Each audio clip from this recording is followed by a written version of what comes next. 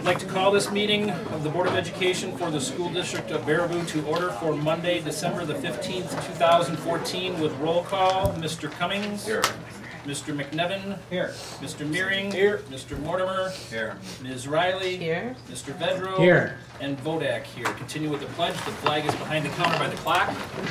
I pledge allegiance to the flag of the United States of America and to the republic for which it stands, one nation, under God, indivisible, with liberty and justice for all. I will entertain a motion for the approval of the Board of Education minutes for the November the 24th meeting as printed. I so move to accept them as printed. Second. Motion by Meering, seconded by Riley. Any discussion? Hearing none, those in favor please signify by saying aye. Aye. Those opposed? Motion carried, minutes thus approved. Brings us to correspondence. Mr. Meering, you, I believe, received the same correspondence that the rest of the board has. I'm not going to go through each one individually because I have some that have come in the last half hour. I will make sure that all of my correspondence get put into the official minutes. Mm-hmm. And I would like, because you indicated you had some to enter into the record. Well, I'll just read off the names, and when I obviously won't read them, we'll be here long enough already. Heather Sumnick, Cully and Laura Shelton, Dr. Ryan Petty, Jill Ellenwood, Ellen Lindgren, Madison Hartup, Lena Nisley, Gordy Carlson, Kimberly Rosenthal, Jesse Ballwig, Mary Lindgren and Barry Hartup, Paul Weisensel, Dr. Nancy Worcester, Carl Mazurek, Orion Wells, Sean Hubbard, Susan Buchberger, Ron Granberg, Jordan Peterson, Emma Regina Lecker, Rhea Ewing, Stacy Harbaugh, Pastor Marion Cotter, Dr. Jennifer Collada, Pastor David Bauman, Steve and Patty Beach, Betty Ast, Kim Hilario, and Carter and Lori Arndt, Michelle Donofrio, Buddy and Marcy Huffaker, Michael Plotz, Ginny Mazierka, Jerry and Amy Shanoff, and Heather Kierzik. There's others I haven't because they came later, but obviously we will also get those presented into the record, the ones that I received. Any other board members that have correspondence to add? Yes. I would just like to comment that I appreciate, as an individual board member, all of the phone calls and all of the emails. I cautiously speak for my colleagues. We appreciate your input. We honor your positions. And thank you, those of you who were gracious enough to speak about the positions without vilifying those of us that might have a different perspective than you. Thank you. Anything else from the board? Administrative correspondence? I shared with the board thank you letters from Mary and Peter Murray, and they were sent to district staff for a Thanksgiving food drive that was held, and some of those assistants are here tonight, and they will be recognized at this meeting. We also received 2 grant acknowledgments from DPI for educator effectiveness and an AODA mini grant. And then hot off the press, we received a word that the hashtag WISChat, which is EduBlog, was recognized, received national recognition, and our own very John Gunnell started that education blog with other educators across the state. So congratulations, John, for that. And then another award that just recently came forward, I think it was actually today, Kelly Steiner, who is our media specialist at Jack Young Middle School, received the Leadership in Literacy Technology Award from the Wisconsin State Reading Association. There will be a ceremony in February, and she'll receive a stipend and a 1-year membership in the State Reading Association. So congratulations to Kelly Steiner. Is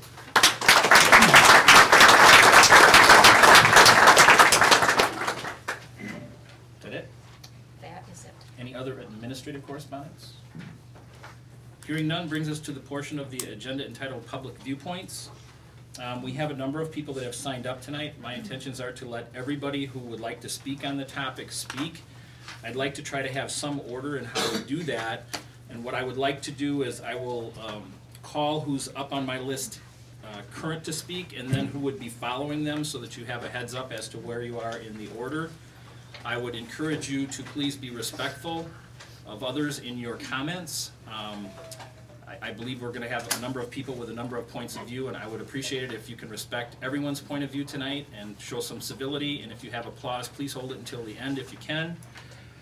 And try to limit your comments to 3 minutes or less, just so that we can make sure that everybody that has an opinion has an opportunity to speak. So first up tonight, and when you approach the microphone, which is at the end of the table, if you would state your name and whether you're from the district or not, so that we can have contact information. Wanda Nims is up first, and then Mary Ann Cotter would be next. So Wanda Nims.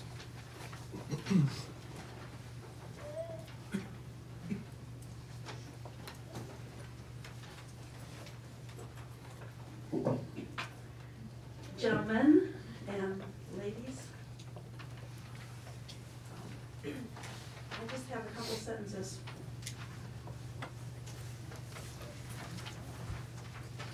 would read it this time.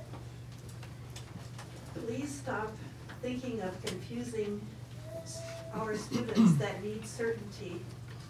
The certainty found in the Bible, Genesis 1:27 says, "So God created man in his own image. In the image of God created he him, male and female created he them." Thank you. Okay, thank you, Wanda. Mary Ann Cotter. And up next is Reverend Douglas Foth.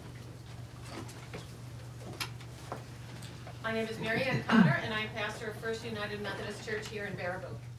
The proposed policy on transgender students, I believe, implements two core beliefs of the school district.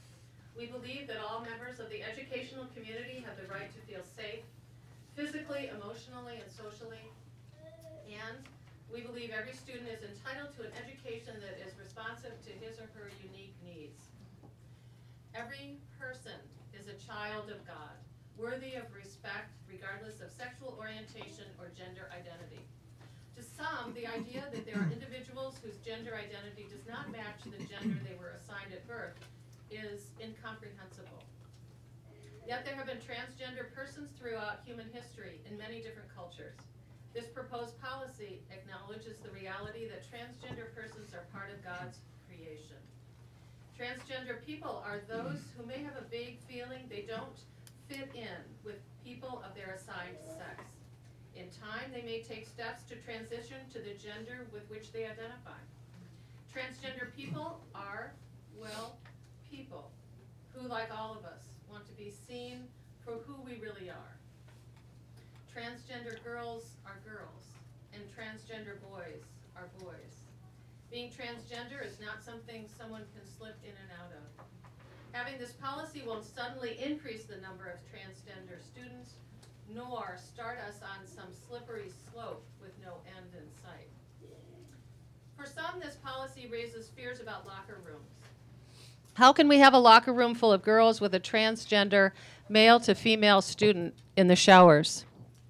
In no way does this proposed policy change the fact that it's never okay for anyone to be harassed, bullied, or assaulted in a locker room or anywhere else. And when it comes to locker room safety, the transgender student is more likely to be the more vulnerable party, less likely to be the perpetrator. Some ask, wouldn't this policy require providing private showering facilities? The showering issue would need to be addressed on a case-by-case basis. The whole team could do problem solving here, thereby growing in respect for differences and empathy as they work together as a team. According to the Centers for Disease Control, LGBT youth are much more likely to be victims of bullying, to experience suicidal thoughts and behaviors, and more likely to be homeless. Thank you for considering adopting a policy which would make school, and sports in particular, safer for all students. Thank you. Thank you. Up next, Reverend Douglas Foth, and after that, Emily Wunderlich. Good evening. Thank you for this opportunity. I am the Reverend Douglas Foth, and I've been the pastor for 11 and a half years at First Congregational United Church of Christ. And I'm an 8th Street Baraboo resident. I want to thank you for the leadership that's shown in proposing the policy to establish guidelines for including transgendered students in co-curricular activities. It's the mark of a school district that cares about all students' safety and well-being, and I'm clearly supportive. I'm here not only as a proud citizen of Baraboo who happens to be gay and is privileged to call many transgendered persons my friend, but as the pastor of a church that is open and affirming of all persons, a church whose faith leads us to believe that we're judged more by fair treatment of those on the margins than how we maintain the status quo. Our church family includes a large number of members who are directly part of the school family, past and present students, some transgender, active and retired Baraboo teachers and staff, coaches, past and present. In our church, we actively support public schools and celebrate coaches and educators' professionalism. I'm confident in their ability to extend that professionalism, and this policy will be a valuable tool for them. For many students, regardless of gender identity or expression, the goodness of the divine image in which they are created can be expressed in part through co-curricular activities like athletics. That said, participation in co-curricular activities is not a whim for a transgendered student to undertake lightly. The expectations this policy holds for students, parents, medical professionals, and others to meet are daunting. I read over them. I'm not sure I could do it. It will take an extraordinary effort over and above that expected of other students and tremendous courage. You know, sports associations are not generally known for being on the front line of activism. I believe the WIAA, the NCAA are simply responding to reality. Tonight, the board can take a leadership position in Wisconsin.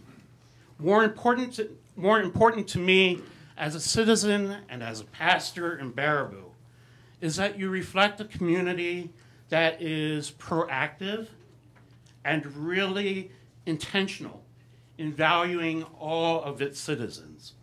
And I can think of a lot worse things that we could be accused of doing. And so I ask for your support, and I thank you in advance for your backing of this policy. Thank you. Up next, Emily Wunderlich, and after that, Gabe Rivieri. I apologize if I'm not correct on your name. You can certainly correct it when you're at the mic. You got my name right. Thank you. Hi, everybody. I'm Emily Wunderlich. I'm from Mount Horeb. I now own a house in Sauk, but I did live in Baraboo up until about 6 months ago. I wanted to come and talk to you guys. First of all, I wanted to provide a little bit of context. I'm not sure how many people here are comfortable with the words trans and cis. When we're talking about someone who's transgendered, that's somebody whose gender identity, in the simplest way I can possibly state it, somebody's gender identity doesn't match what they were categorized as at birth. I am a cisgender woman, which means I'm coming from a position of privilege to speak to you tonight. I was born given a gender identity, or told what my mom was told what my gender was, and it happens to fit how I identify today. One of the things that I'm most concerned about and want to talk to you about tonight is the issue of community health, because we have a community healthcare crisis right now. According to guidelines for transgender care, trans women of color in the United States have a 1 in 8 chance of being murdered by a cisgendered person. The expected life, the life expectancy for a trans woman of color in the United States of America is 23 years old. And 50% of trans adults, the ones who make it to adulthood, report being abused and assaulted multiple times throughout their life. Now, I think we all know that one of the best ways to provide for kids who have health problems is to get them involved in their community, specifically in sports. And I think that the best possible way, the easiest possible way for us to get on track with tackling this huge problem is to make sure that we are as inclusive as possible and we implement this policy. Thank you. Thank you, Emily. Again, up next, Gabe Riviere, and after that, Craig Scrivsith.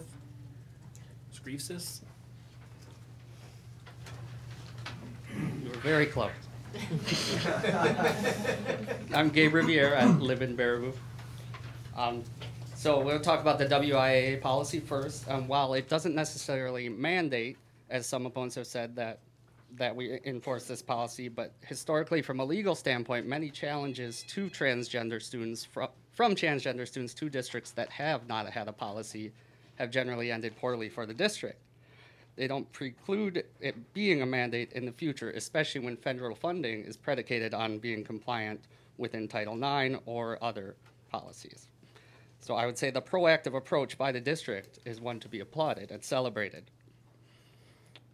One might say that it's a backdoor attempt to institute a gender identity policy district-wide. Okay, cool. This proposed policy eliminates this as an issue because it has required medical documentation and various other hurdles to prove their identity and process of change thereof. The policy does not allow somebody to say, enter a locker room on a whim because they want to.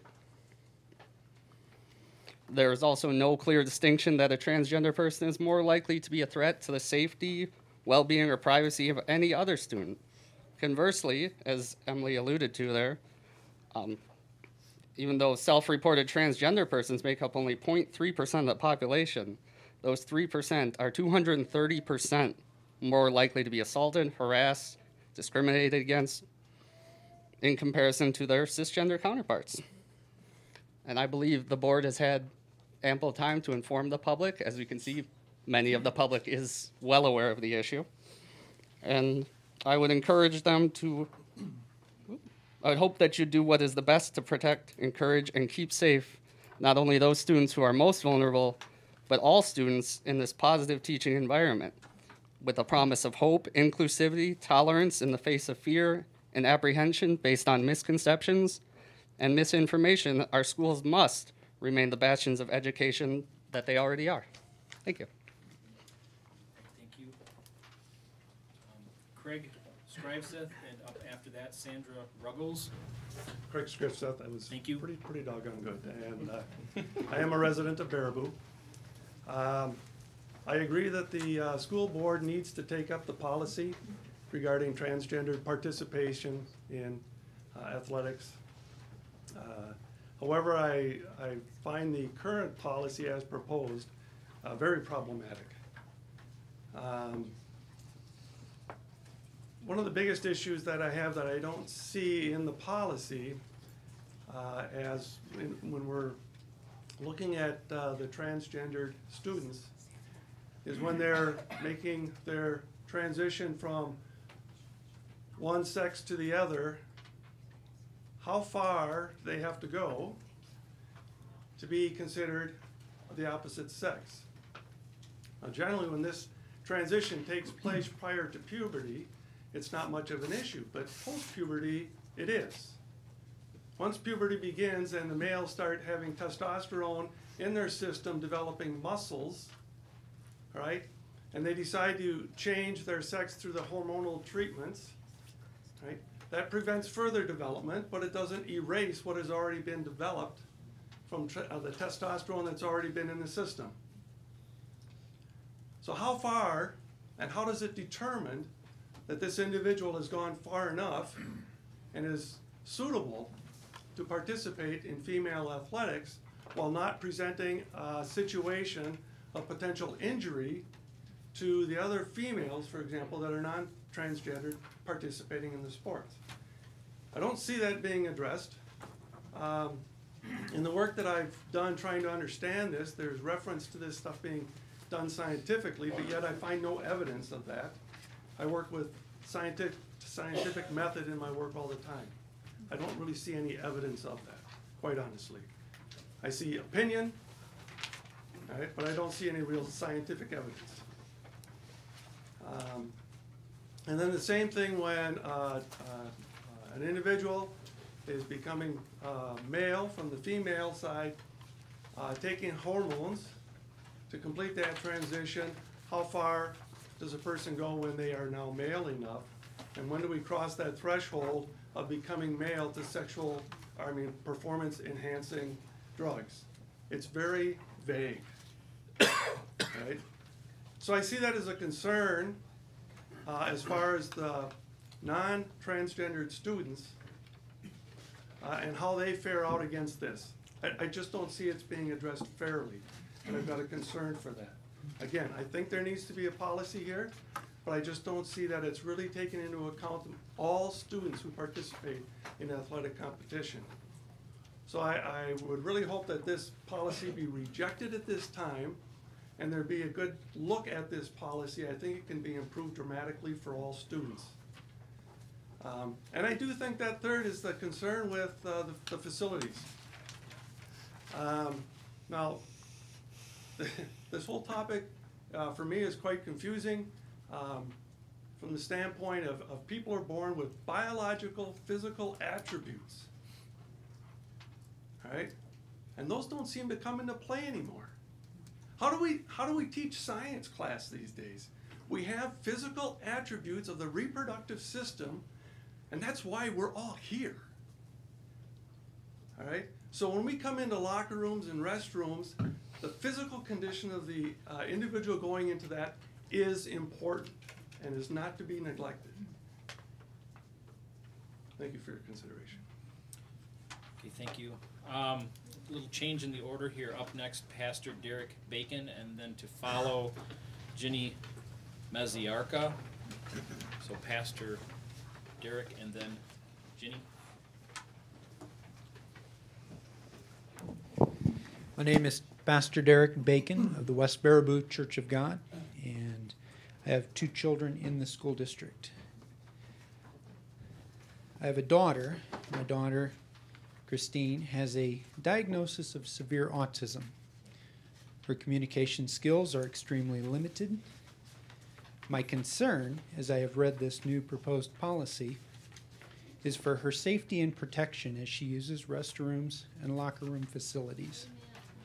I feel that this policy may be a loosening of safeguards that are in place to keep her protected in a vulnerable setting. My desire is for the board not to adopt this policy. Thank you. Thank you. Ginny Maziarka, followed by Bob Brandhagen. Ginny Maziarka, Town of Baraboo. In the interest of full transparency for the community, it is imperative that you, the elected school board members, consider the following. 1, the obvious large turnout at the November 24th school board meeting, as well as this meeting, which is a strong indicator of the community's concern and vested interest in this policy, whether for or against. Number 2, the media coverage, both local and statewide, that portrays the policy as controversial and not fully supported by the community. Number 3, the lack of a plan in place that indicates budgetary allotments for locker rooms, restrooms, staff services, and other accommodations which will follow the implementation of such a policy. The lack of answers to the numerous questions raised by community members and parents, which I'll address shortly. And number 5, staff member education and provision of assistance for unforeseen issues that may arise as a result of the proposed policy. Danny Scott's reference to handling each issue case by case does not lend itself to long-term strategy and assurance of safety for all, and does not buy the confidence of parents. I've spent a good amount of time speaking to parents in the community since the last board meeting, and the following is a list of questions that parents believe require answers before consideration of policy 411.2. Approximately how many self-identified transgender or gender-confused students does the school district currently have enrolled? And of those transgender students, how many have submitted requests to participate on a sports team of the gender with which they identify? How does the school district plan to accommodate those children who do not identify themselves as transgender and find themselves uncomfortable, anxious, or unwilling to share a locker room, shower room, or restroom with a fellow student that does not share their same physical gender? How will parents of these same children be accommodated? Will the school district provide specific staff counseling available for those who are struggling with the transition of transgender students as the natural desire for privacy arises and makes the student feel he or she is at risk? How will the parents of these same children be accommodated? Has the school district laid out a written financial plan for future accommodations for self-identified transgender students following the implementation of policy 411.2, such as restroom, locker room, and changing room areas? How will the school district handle rooming accommodations in the event of a tournament that requires a team to stay overnight? Has the school district laid out a written financial plan for additional staff resources needed to provide safety and support to all of the students in our district? Overall, parents do agree that every child should feel safe and protected in the school environment. How will the Baraboo School District provide this for all students in the future, should this policy be implemented? The most asked question by parents appears to be about an advisory referendum, which would be the next step after open forums and educational sessions that outline the above questions, along with the answers provided by our school board. Parents are requesting more information, more dialogue, and the opportunity to weigh in on this controversial policy that will affect the lives of all students, not just 2 to 3% of the self-identified transgender students. On behalf of a large number of Baraboo School District parents, many of whom are in attendance here tonight, I request that you vote no on 411.2 tonight, or that the policy be tabled until the aforementioned answers can be presented in a public manner and a plan for future implementation of the policy be solidified in writing. Thank you. Bob Brandhagen. And up next, Lisa Brandhagen. I'm next, and then my wife? Yes. Okay. I am Bob Brandhagen. I too am a pastor. I admire those other pastors who could do this without notes, but I'm not going to be able to do that tonight. But my wife and I have 3.5 dozen children, and that's the joke that's going around, that because it's a second marriage for us, and she has 3 and I have a half a dozen. So people tell us we have 3.5 dozen children. Just the Brandhagens alone are bookends, and the Trotter kids are in the middle. But I've had a child here since 2004, and will have until 2019. That'll be 15 straight years at Baraboo High School. So we have a vested interest. We live in the town of Delton. And my presentation comes from Albert Mohler, who is a theologian often seen on Wolf Blitzer, and his website is albertmohler.com. He's talking about a transgender issue as it comes out of the state of Minnesota, having to do with athletics. Now, when we look at this from a Christian perspective, once again, we're looking at a rebellion against creation that is deeper even than same-sex relationships and something like same-sex marriage, as it's called. We're looking at a rejection of the very notion that what it means to be human is to be male or female, and to have that assigned by the Creator for His glory and for our good. This is a much deeper and more subversive pushback in terms of the biblical worldview than even, and this is something that's hard to say and yet it is true, even the advent of same-sex marriage. The Minnesota policy says transgender student athletes fall within the spectrum of physical traits found in athletes of their transitioned gender, allowing them to compete fairly and equitably.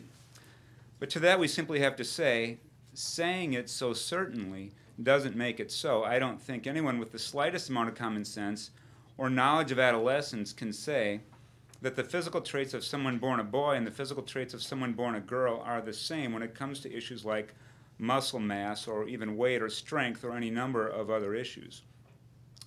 That's why common sense has for generations, indeed for centuries and millennia, indicated that there ought to be an appropriate distinction between boys and girls sports. And that's why, despite the adoption of this policy, this boy-girl distinction will continue to be the expectation of most parents, and I think that's an understatement coast to coast in America right now. The statement nonetheless is put forward with a straight face that there is a spectrum of physical traits that are found in transgender student athletes that are, and again I quote, found in athletes of their transition to gender, allowing them to compete fairly and equitably. Once again, we witness the velocity of the sexual and moral revolution that we are now facing. We're looking at a velocity that is simply unprecedented in terms of human history. And when we come to the transgender revolution, we're talking about looking at a moral, a cultural, a societal, ethical revolution that will simply wash away virtually every single norm previously known to men and women, to humanity in past times. In his 1968 book, The God Who Is There, Francis Schaeffer advanced the ideas of James Watson and Francis Crick, who spoke of what it meant for this new secular understanding of humanity to replace the biblical understanding of what it means to be human. Francis Schaeffer wrote, "Then man is not the tremendous thing that the Bible says he is, made in the image of God, as a personality who can make a free first choice. Because God created a true universe outside of himself, there's a true history which exists. Man is created in God's image, is therefore a significant man and has a significant history, who could choose to obey the commandment of God and love him or revolt against him." So Francis Schaeffer was rejecting this kind of determinism and reductionism by saying, the human being is a man in full or a woman in full, a human being, a man or a woman made in God's image and answerable to him, not just a jumble of molecules and genetic information, a man, not a machine. Thank you. Okay, Lisa? Thank you. What a privilege. Please note. Excuse me, up next, just to keep in line, Jane McMahon up next. Sorry, Lisa, continue. That's okay. Okay. Thank you again. What a privilege to be able to speak. Thank you. Please note that being opposed to 411.2 does not in any way mean that we agree with harassment or place value by behaviors, attitudes, or choices. Let's separate those right now, and most certainly, personal value stands alone, and it's not the issue here. In contrast to 411.2, we are proposing excellence and purity across the board for all students. It has been thrown away as if unneeded. At the same time, we challenge ourselves to courageously set limits proven to provide health, protection, preservation, and future prosperity for individuals and the society. The first of four concerns is, where are the risks defined? In the areas of awareness for schools portion of this policy, it states we should educate on transgender sensitivity. Students deserve information about lasting effects that will follow cultural trends in this area. No mention is made in the policy to educate on the risks and dangers associated with transgender decisions. Another concern, what are we encouraging? Is the criteria of 1 year of hormone therapy physically healthy for athletes? At the very least, the WIAA failed to include a disclaimer to protect against such a requirement. Thirdly, why is this excluded from existing rules? Other drugs altering performance in sports are prohibited. Wouldn't hormone therapy set that student's body at a level that is not their true assigned talent? Finally, why are we afraid to say no? Unique expressions are unlimited in sexuality, rightly expressed in the new addition of plus in the LGBT group, but sexuality has a sacredly designed purpose. We should look to proven, stable, purposeful boundaries which cannot be removed or compromised. Build without those supports and society will not hold together, toppling families. This is so crucial. Short-sighted reasoning will miss the big picture. Discerning minds know that for any of us, not all desires and expressions are pure desires with pure motives. Kids thrive on secure, consistent, reliable boundaries. Abiding by truthful limits is also exemplary. Take our road system. Defined to be safe, promotes a means of transportation, invaluable in the prosperity of the community. What if I know that yielding in the roundabouts isn't working for me? Others should also be informed that they need to accommodate for my driving. Or maybe I'd rather drive an airplane down the road, so the community should widen the road to suit my desire. Out of the question, what are the reasonable limits and how do they protect? We know that there are elephants in this room. Truth and sexual purity. My concern is missing the heart of the matter, what is truly at the root of needing limitless ways of expressing ourselves in the sexual realm. Pressure and processing life are at an all-time high in our teenage years. Like an oil light on the dash, emotions are only indicators that something needs attention. Decisions dare not rest on emotions and behaviors. Truth is what is needed. In conclusion, we recognize the board's obligation to all students.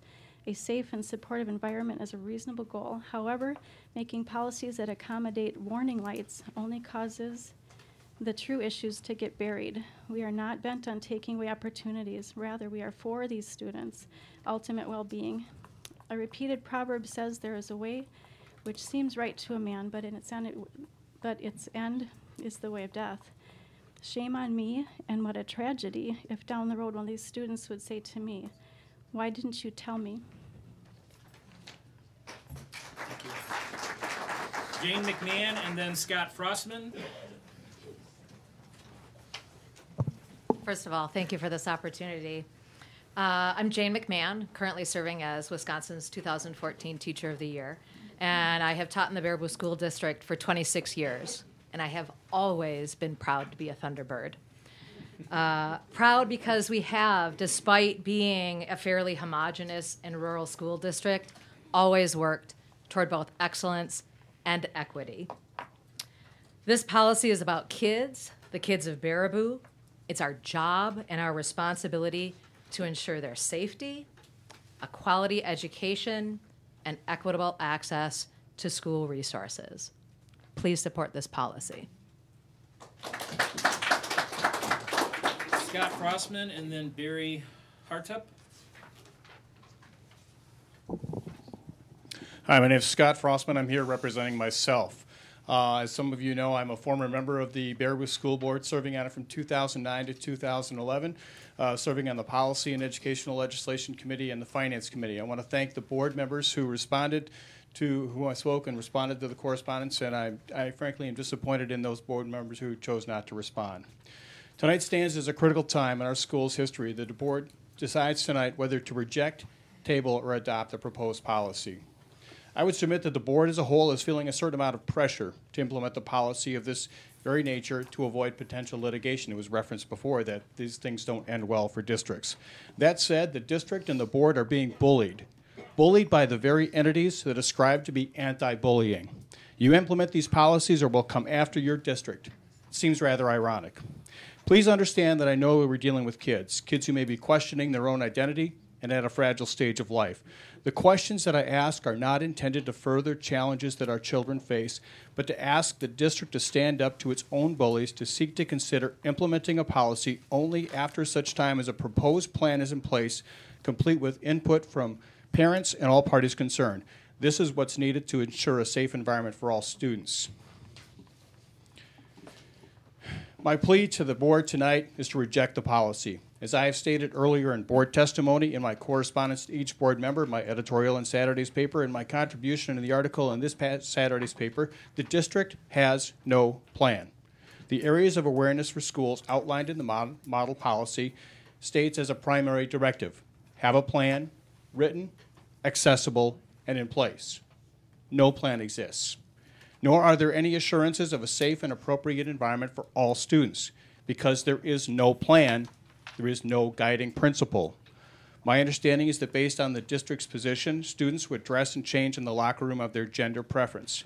This, while intended to create a safe environment for the student, inherently creates an unsafe and inappropriate environment for the remaining students. You are specifically and directly asking students to abandon and ignore their closely held beliefs and moral principles to accommodate the needs of one potential individual student. It also creates a potential substantial investment in infrastructure. It creates potential challenges in working with other districts. More parents will speak to this issue as the meeting progresses, but I suffice to say I think the board should reject this policy. The board has had 2 months. The idea was first presented at a WASB school law seminar on October 17th. And as such, the district has had essentially 2 months to come up with some kind of plan. And there is nothing. The district has not come up with any type of plan. So I have an idea. This is a proposal for consideration should the board move to table policy 411.2 for consideration at a later date. The most critical component is that this policy not be considered until a plan is prepared and available for public inspection and comment. If the district implements the policy tonight, they are accepting that their plan is in place and the following idea is rendered utterly useless. From December 15th to January 15th, 2015, create an ad hoc committee specifically charged with the development of a plan to meet the parameters outlined in the areas of awareness for school, including but not limited to defining what the plan defines as appropriate, equitable locker room and restroom accessibility. The plan would include recommendations and/or requirements for alterations, additions, accommodations made in locker rooms, restrooms, team facilities, etc., along with cost estimates and funding sources as appropriate for improvements to district facilities. The committee will be further charged with developing an appropriate educational plan on transgender sensitivity, along with costs and funding sources as described in the areas of awareness for school. The committee will also develop a working model of day-to-day protocol regarding student requirements for practice, games, participation at other WIAA schools. A committee proposed of approximately 10 members, no less than 2 per existing board policy of current board members, at least 1 administrator, ideally probably the athletic director, buildings and grounds administrator or the head of that, 1 BHS staff member at least, and somebody, ideally one focused on those issues. You know, is Emily here? You know, like Emily, and then the balance of the committee to be made up of board member of community members. The selection of the committee members to follow board policies for creation of special committees. Board members, administrators to use the WSEC conference. You got your upcoming state educational conference. For those of you who aren't familiar, they have the big hoo-ha in Milwaukee. Everybody goes down and they listen to the piano guys and have a few cocktails. And in accordance with that, there's a lot of different seminars and workshops that go on. January 22nd, there are 2 specific school law seminars that will be held. Board members are to use these workshops along with networking opportunities to learn other district ideas and proposals. Other committee members to discuss research on case law and current events regarding this issue. Committees to establish a calendar for meetings. Here's a proposed schedule. First meeting, February 2nd, 2015, discussing wide-ranging ideas to get the breadth of ideas for the range and scope. Second meeting, February 7th, 2015, an all-day session to really hammer out ideas. Third meeting, February 16th, 2015, a refinement of ideas and the narrowing of the focus. Fourth meeting, March 2nd, transition of ideas into a working plan to present to the board and the community. The committee will present ideas and plans at a regular board meeting on March 9th, 2015 as a goal. No board action will be held at that time. Plan becomes a formal matter of public record and is accessible to the community for review.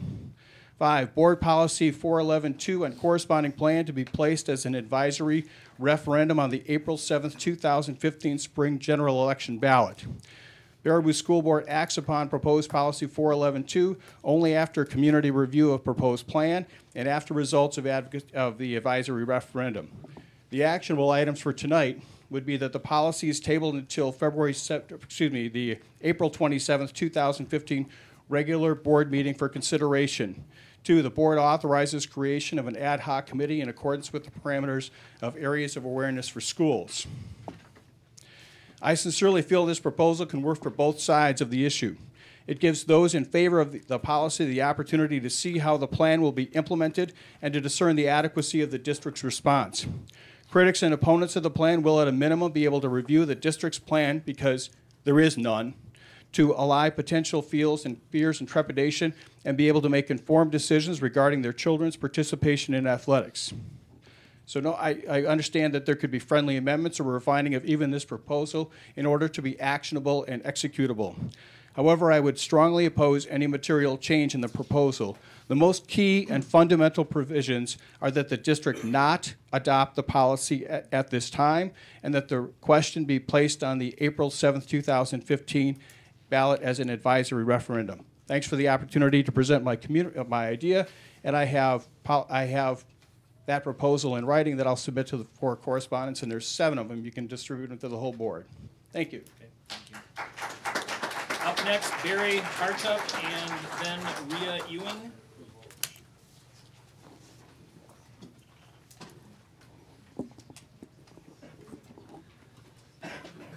Thank you very much. My name is Barry Hardup. I'm a resident of the district. My two kids have been students in primary and secondary schools here for the past 15 years. First, I'd like to thank the entire board for your service to the kids of the district. You do a difficult job, and I appreciate your efforts. I believe the proposal before you represents a necessary update to the anti-discrimination clause found throughout several applicable board policies.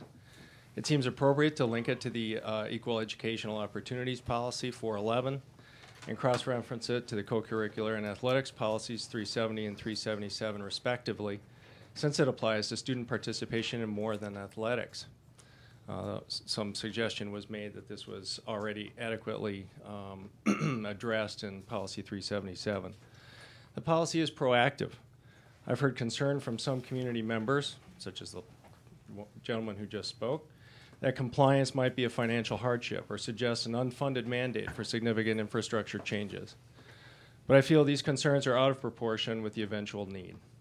The incidence of gender variance in the Midwest is very likely to be 1 in the low 1,000s range at best, and the number of adolescents in transition would need facilities, accommodations in our schools likely rarer still. I feel confident that existing facilities can be adapted to meet the infrequent demand and be met on a case-by-case basis, but this low number does not lessen the importance for this policy. Policy changes prompt conversations, planning, and action. Already, educational efforts have been taken by the advisor and members of the Student GSA, who offered an after-school workshop on transgender issues and vocabulary to staff. This is an area that educators must be familiar with and sensitive to going forward. Administrators will have to consider facilities and safety implications for both transgender and non-transgender alike. The WIA guidelines describe a high bar that kids in gender transition will have to meet before certain athletic participation is allowed to ensure both safety and competitive equity. I have full confidence that our staff and coaches can modify procedures to protect all participants and their privacy. My kids see this as a vital civil rights issue that needs to be acknowledged, and so do I. I believe this policy is a step in the right direction while not exposing the district or its taxpayers to high risk. Thank you very much. Rhea Ewing and then Catherine Hartup. Hello, my name is Rhea Ewing. I'm a resident here in Baraboo, and first I just wanted to thank the board for considering this policy and for your patience hearing everyone out. I'm very proud of my community right now for the amount of interest and serious consideration that this has been getting. So what I wanted to go over are some few things that are at stake for transgender students here. Easy and regular access to a bathroom during school hours. Being able to play sports and participate in extracurricular activities. Being called by their name. Knowing that if they approach a teacher, staff member, or counselor with a problem, they will be listened to and their concerns taken seriously. These are all things most of us trust will be provided for students when they go to school. And thankfully, it's something that is provided for many students. But for many of our youth, reliable access to these services is not available, distracting from their ability to focus on their studies and encouraging all our students to see those who look different from them as less deserving of respect. I do not believe the reason for this is that school staff are bigoted. One of the things I love about my community, about the Baraboo community, is that we care about all of our citizens. When we see a neighbor in trouble, we stop to help. But even when the desire to help is there, accommodating all of our students requires information. As many people have pointed out, the GSA has already done a lot of work providing teachers with how to help. A policy on gender identity and gender expression will empower our school staff even further with the tools to address these concerns and create a safer environment for our students. In addition to protecting transgender students, policies protecting gender identity and expression improve the outcome of all of our students. Much of the bullying and harassment faced by students today, including by youth in my own life, has to do with gender expression and their perceived failure to comply with gender norms. Policies protecting transgender youth would also help to provide protections to these students. Protecting gender identity and expression improves our community as a whole. When someone is struggling and staff do not take action, either because they do not know how or because they are not supported by policy, other students notice. They learn. They learn not to take action, to blame those who are suffering for their troubles, and to be afraid that if they don't conform, they will suffer too. Inaction, blame, and bigotry are not the markers of a healthy community. I want our students to graduate with both the drive and the skill set to be engaged, compassionate, and thoughtful citizens. I want our community to be strong, and all of those strengths benefit everyone. As this policy would empower staff to better instruct and protect all of our students, regardless of how they identify, and would improve the larger community and student body as a whole, I fully support it and ask the board to vote in its favor. This is a conservative policy with many checks and balances in place, and I believe that our district is more than capable of seeing it through in a way that is beneficial to all. Thank you. Up next, Catherine Hartup, followed by Lauren Love. Hi, my name's Catherine Hartup. I'm a senior here at BHS, which I've attended since my freshman year. This is also my second consecutive year serving as president of GSA, a group here dedicated to making this school a safe place for LGBT+ students. When this district and this board say they're here to back all students, I expect that to mean all students. When anyone from this community involves themselves in the passing of school policy and say they want to support all students when they say they don't want to discriminate, I expect them to actively support all students and, pretty simply, not discriminate. By advocating the failure of this policy, a message is sent that this is a school and a community that doesn't stand behind all of their students. It doesn't matter if the number of students they are choosing not to support is 200 or just 1. It's expressly saying that those students are not deserving of specific designated protection against discrimination. It's claiming that they aren't allowed to do something that they love, simply because it doesn't coordinate with their gender identity. There has been talk of this policy leading our board and our school down, quote-unquote, a slippery slope. Honestly, I can't argue that. This slippery slope could lead us to even better anti-discrimination policies, fairer and safer facility access for all students, and overall, a more inclusive and open atmosphere in a school that celebrates diversity instead of shunning it. If this policy isn't passed, then we have instead chosen to dig ourselves a hole where we can only care about some, not all, of our students here at Baraboo High School. Thank you.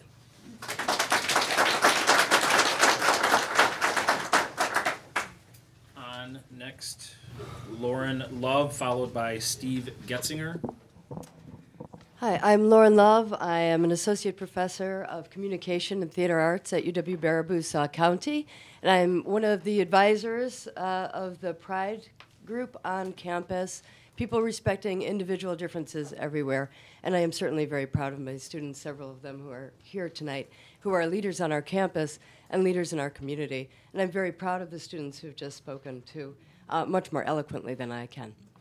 I will say that I applaud the school board in bringing this policy forward, and I certainly support a vote to see it through to its adoption. From my perspective, the world hasn't so much changed. There has always been richness in human diversity. Our institutions change, and that's what we call progress. The blinders are removed. The systems of repression and suppression are removed, and we open up to understand the richness of that diversity. And I think that's what this policy represents. It's a policy, I hope, in spirit, not of tolerance, but of value, of all of the contributions of our students and the contributions that they make to our community. Since living here, since moving here about 6.5 years ago, I've been particularly impressed with this community. The Give Back concert comes to mind as a particularly good example of how committed our young people are to developing their talents and to literally coming home to reinvest in this community. It's really remarkable. We as educators know that athletics and co-curricular activities like the arts and of course all of our academic programs develop individuals who we hope will contribute to our communities. We want that for every one of our students. I do as an educator. I know how valuable their contributions are. I encourage you to adopt this policy to encourage our students to make those contributions to our community. Thank you. Next, Steve Getzinger, followed by Raymond Groom. My name is Dr. Steve Getzinger. I live here in the district. My mother taught here in the school system for over 20 years. I graduated here in 1963 from this high school. For the last 40 years, I've been a licensed psychologist. I'm a licensed psychologist here in Wisconsin. I've been teaching physicians, social workers, nurses, various universities around the country. I strongly urge you to support this policy. The Center for Disease Control studies show that gay, lesbian, transgender, bisexual students are more than half, again, as likely to commit suicide. Suicide's the second leading cause of death for people 18 to 24. I think this policy moves us in the right direction. Please support it. Thank you. Thank you. Next, Raymond Groom, followed by Mariah Stewart. Hi, my name is Raymond Groom. I'm a resident of the state of Wisconsin. I ask that you would not uphold this policy, that you would reject it. I also want to state that when I was growing up in high school, I do remember there being some gays in my school. And I remember actually asking to wrestle one because he was on the wrestling team. And it gave me the heebie-jeebies. But I did not hate him. I did not feel it was my right to bully him. And I had no time to ever think that I should. But that was taught to me by my parents. And I think that if you were to use common sense and say that the policies or anything that you bring forward, if it can't be supported by the community and something that they've taught their children, I mean, why are we here? There shouldn't be this. You need to go back to the parents. The parents need to teach their children how to treat other people. There shouldn't have to be big government or rules that decide how the children are treated. And if I could have done it a long time ago when I was in school and treated somebody right, regardless of the fact that I didn't necessarily agree with the way that they were, there's no reason why it can't happen today. Thank you. Mariah Stewart next, followed by Jim Cotter. Hi, my name is Mariah Stewart. I'm a senior at BHS and also part of the GSA. And I have comments from Kimberly Rosenthal, a special education assistant at Baraboo, who couldn't be here tonight. Board members, thank you for taking the time to hear the voices of the minority. Recognizing students' needs is one of the most important tasks of society today. This policy is creating equality, which means giving every student the opportunity to be involved despite socioeconomic status, religion, race, age, disability, sexual orientation, or gender identity. A factor in me becoming a part of the Baraboo School District as a special education assistant was the policy in the handbook indicating that no faculty member will be discriminated against based on sexual orientation. Not all communities in Wisconsin have this policy, especially in a rural setting. Already Baraboo is so taking a stand for equality. Let's continue this policy for students that I see every day struggle to fit in. It is hard to understand all the complexities of the LGBTQ+ community, but that should not deter a person from giving every student the access to opportunities in school. Memories in high school come from having loved ones on the side cheering you on during a tough swim meet or during the homecoming football game. As someone who has seen transgender friends have to give up sports, I know how devastating an impact it has. Baraboo has a spirit of excellence in sports and in its treatment of LGBTQ+ students, staff, and community members. Let's pass this policy and combine the equal treatment of LGBTQ+ students with sports. The challenge of the board is to provide an accepting place for all students, so please take it upon yourselves to pass this athletic policy so that all students may be involved and rise. Thank you. And next, Jim Cotter, to be followed by Karen Aylesworth. Jim Cotter, resident of the district. and I'm here to support the policy. Thank you. Next, Karen Aylesworth, to be followed by Joel Petty.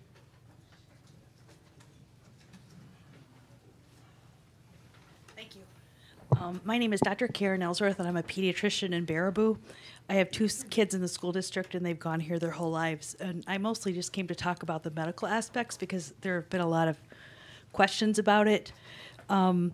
Excuse me, people have already described what it is, I think, pretty well tonight. How many is a little bit hard to define. In when they look at the number of people coming to clinics for this, of all ages of people, it looks like it's about 1 out of 12,000 to 1 out of 45,000. So that means in Baraboo, there would be at most probably one person who's transgender of all ages. And this is probably underreported just because there's a stigma against it in most societies. But it's well under like 1%. It's not very common at all. Excuse me, how the diagnosis is made, it's made by a mental health professional. People probably refer themselves or get referred by their physician, or the people go directly to a mental health professional or counselor. To make if you were to Google this in Wisconsin, there's about 20 available to people in the state of Wisconsin. Some of the counselors are actually in Chicago. They need to be qualified in child and adolescent medicine, and I'm talking about youth who are transgender. The diagnosis made by a mental health professional, needs to be qualified in child and adolescent, and also gender identity dysphoria. I'm sorry, I've got a really bad cold. This is not done in Baraboo, neither is the hormone treatment. These are specialized clinics and people who have training in this, so it isn't like you can just go to a physician in Baraboo and say, hey, can I have some hormones? We could do it, but we'd be really practicing outside of our scope of medicine. So by age, kids as young as 2 sometimes have gender identity dysphoria, and they're quite unhappy with it. Counselors will see them. There's no medical professional who will give them any kind of hormones or any kind of surgery. And the reason why is in a minute. The ideal time to treat it, if you can, if the people are, or if the kids are aware of it, is like early puberty, because then they can get hormones, and the hormones are totally reversible at this stage. And what they do is they keep you at that stage where it's hard to determine between boys and girls unless you pull down their pants. So they're not going to get really tall, they're not going to get muscular, they're not going to get secondary sex characteristics, which are like the things you get when you go through puberty. So like Adam's apple, shaving, breasts, all that kind of stuff. So it kind of keeps you there, and it's still reversible. The reason they don't start anything until then is, the main reason is about 80% of the kids, like prepubertal kids who think they have gender identity dysphoria, actually change their minds, and about 20% of them go on to actually do something about it. So it seems like something that when they're younger, they kind of go back and forth. There aren't any large studies done, but there's studies that show, like of 100 kids who begin treatment, 100% continue treatment and continue to live as the opposite sex from what they were born. So once you get to puberty, people are pretty serious about it. Around age 16, and this was chosen because it's the age of consent in most societies, then they can start getting hormones to transition to the other gender. So now this is when they kind of they stop being like a little kid, and then they start getting hormones to go to the gender that they believe they are. This is semi-reversible, so it's a pretty serious decision. Around 18 you have to be 18 and you have to be psychologically ready to go through any type of surgery. And a lot of people are much older than that. This to be done at any reputable clinic, you have to have been okayed by 2 different mental health professionals and an endocrinologist or the physician who's giving you the hormones. And just to clarify, there's a lot of people who go through some or all or none of the procedure. Some people just choose to live like wearing the clothing of the opposite sex and maybe changing their name, but nothing has been changed. Some people just go through the hormones, some people go all the way through the surgery. So there's a whole range of how people live as transgender. This policy is really challenging. It's just like when sports were first open to women. You know, there were concerns that women would not be able to have kids. You know, there were concerns when sports were open to the disabled that it was going to be too expensive, and that people of color shouldn't compete with white people. You know, so this is kind of the next step in opening up sports.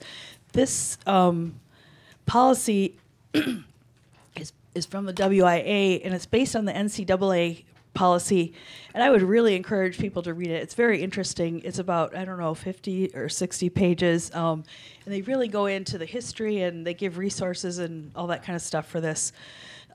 Just to reiterate, female to male, so people that are born or have genetic female who want to become a male, any hormones puts them on the boys' team for the competitive advantages. Male to female is a lot harder. You have to have a physician who's given you hormones for 12 months, and then you can go on to the girls' teams. And part of that is for the competitive advantages.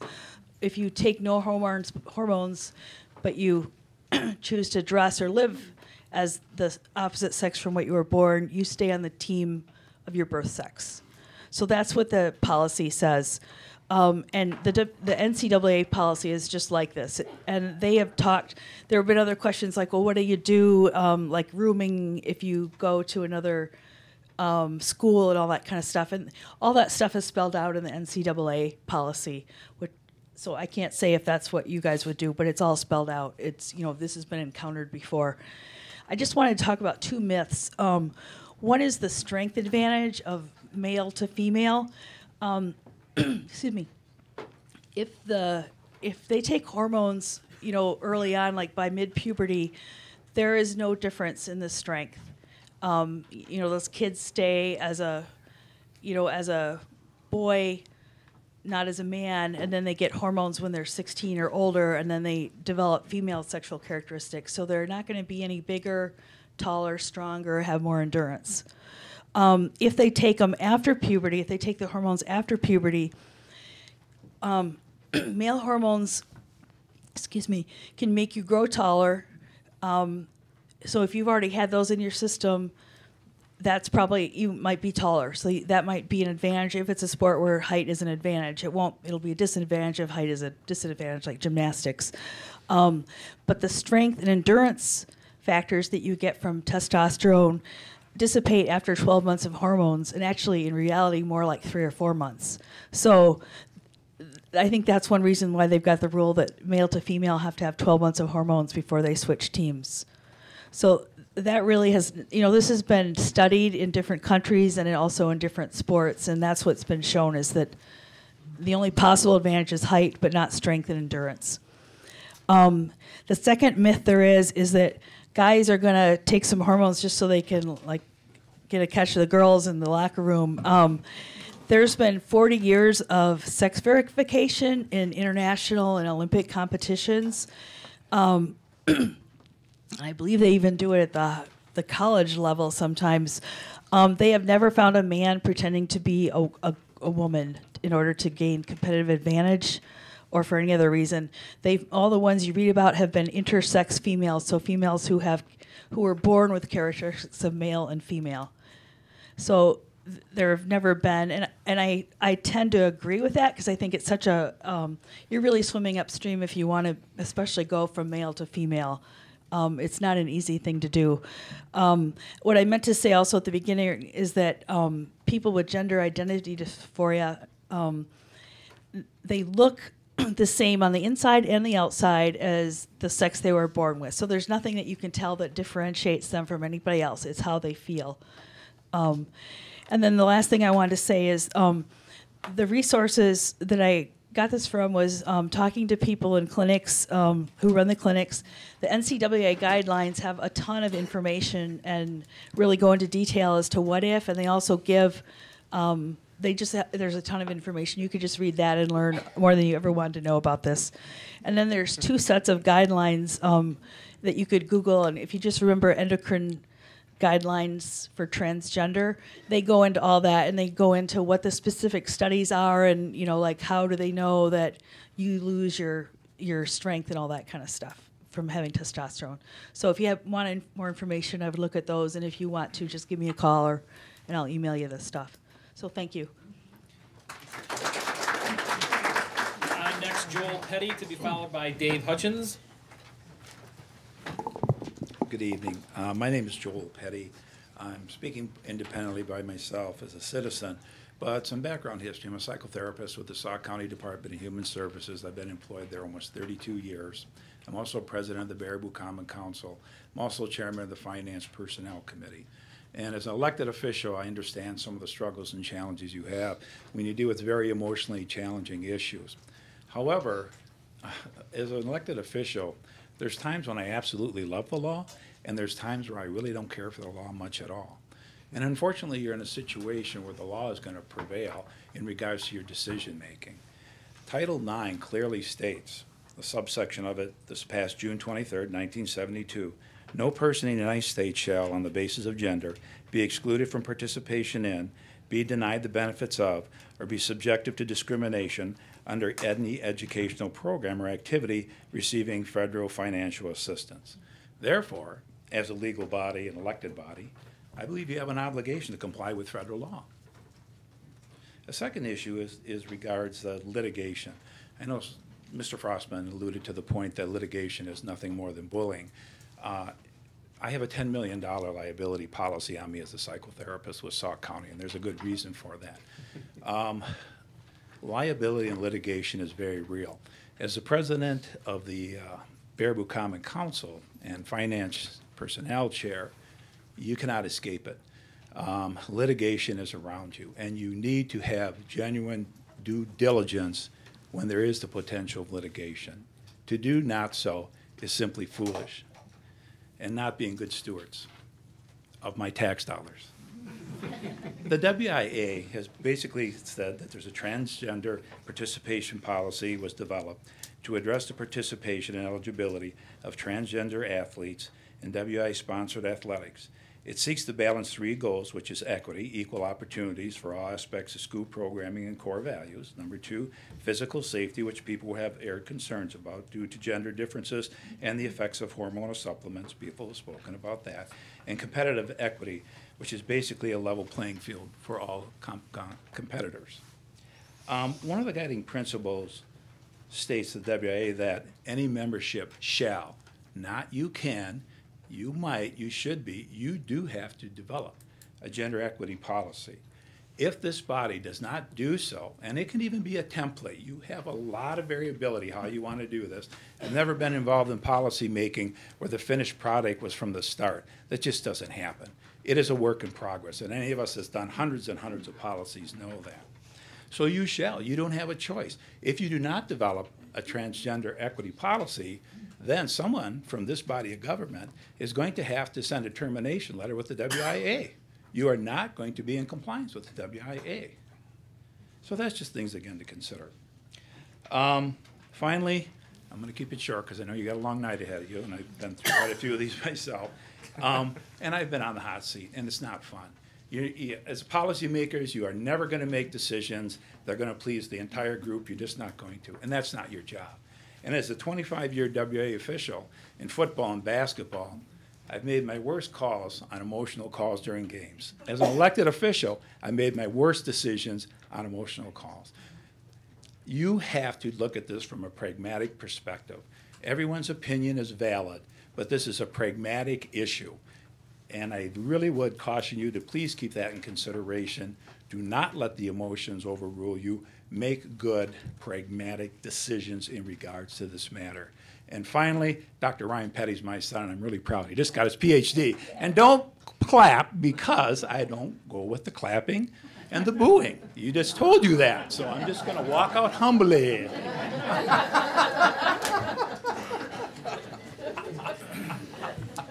Next, Dave Hutchins, to be followed by Tina Lang. I don't want this to sound canned, but I do want the members of this board to know how much I appreciate you and your service. And I know that many times the only time you hear from the citizens is when they're upset. And I know how I feel when suddenly we have a board meeting and certain people that I never see show up, and I know what's coming.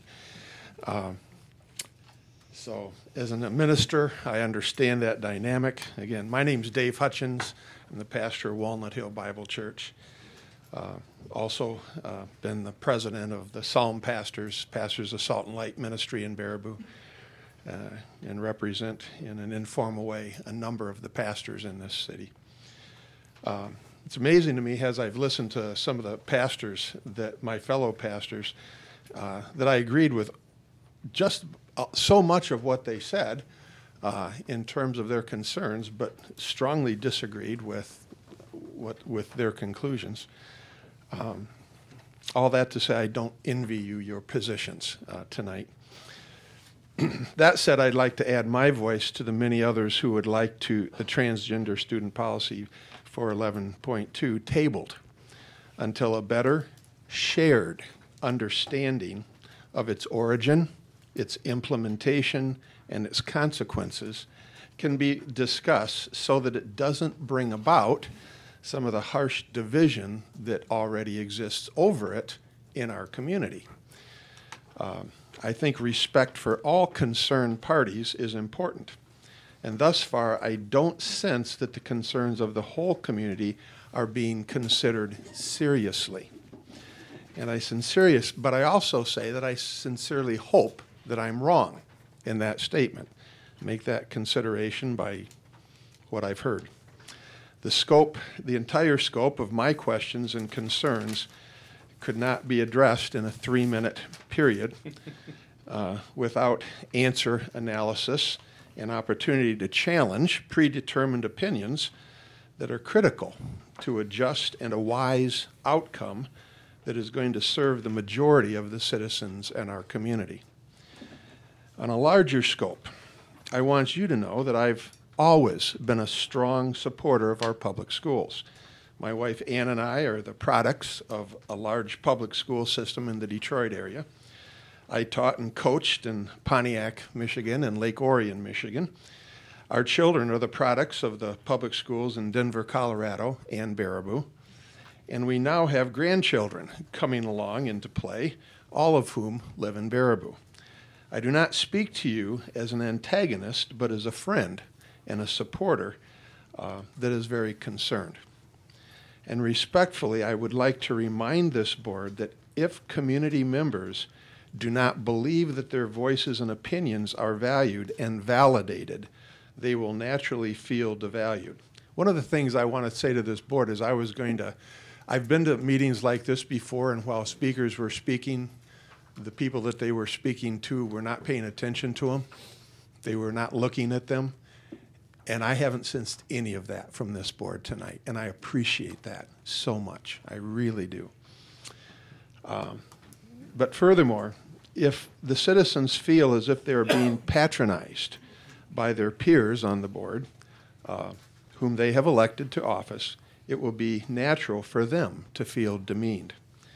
And I can tell you with confidence that I do represent a good number of solid, hardworking, tax-paying, voting citizens of this community who are beginning to feel patronized from what they have told me and demeaned because of what the majority of this board seems intent on putting into play with this policy without taking the time to see it through their eyes. Now, I understand that that's what this meeting and that's what all this discussion is here for tonight. But you're just scratching the surface of the community, and that I know.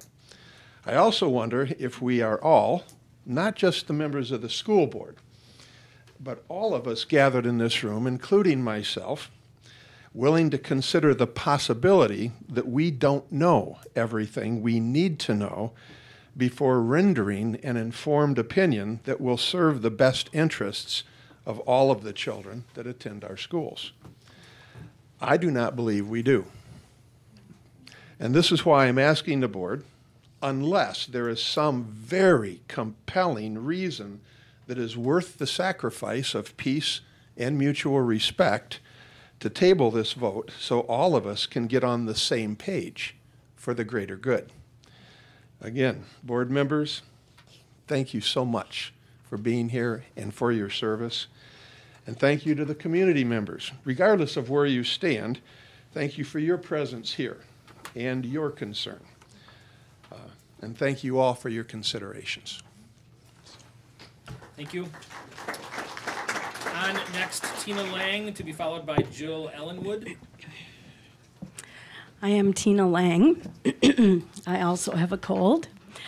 I am a resident of Baraboo, a former teacher in the Baraboo school system.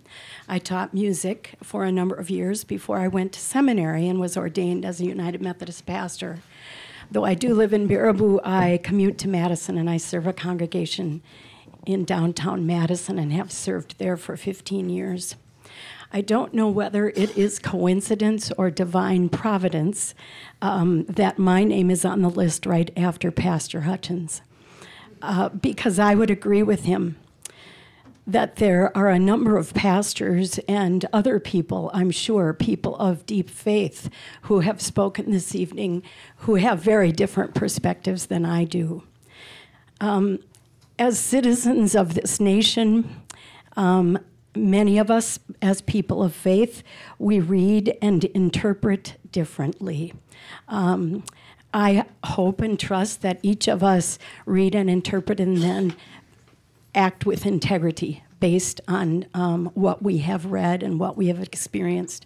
And I intended to say something else, but I would simply like to respond to Dave's last comment, unless there is a compelling reason. And I can tell you that the compelling reason is that there are lives at stake.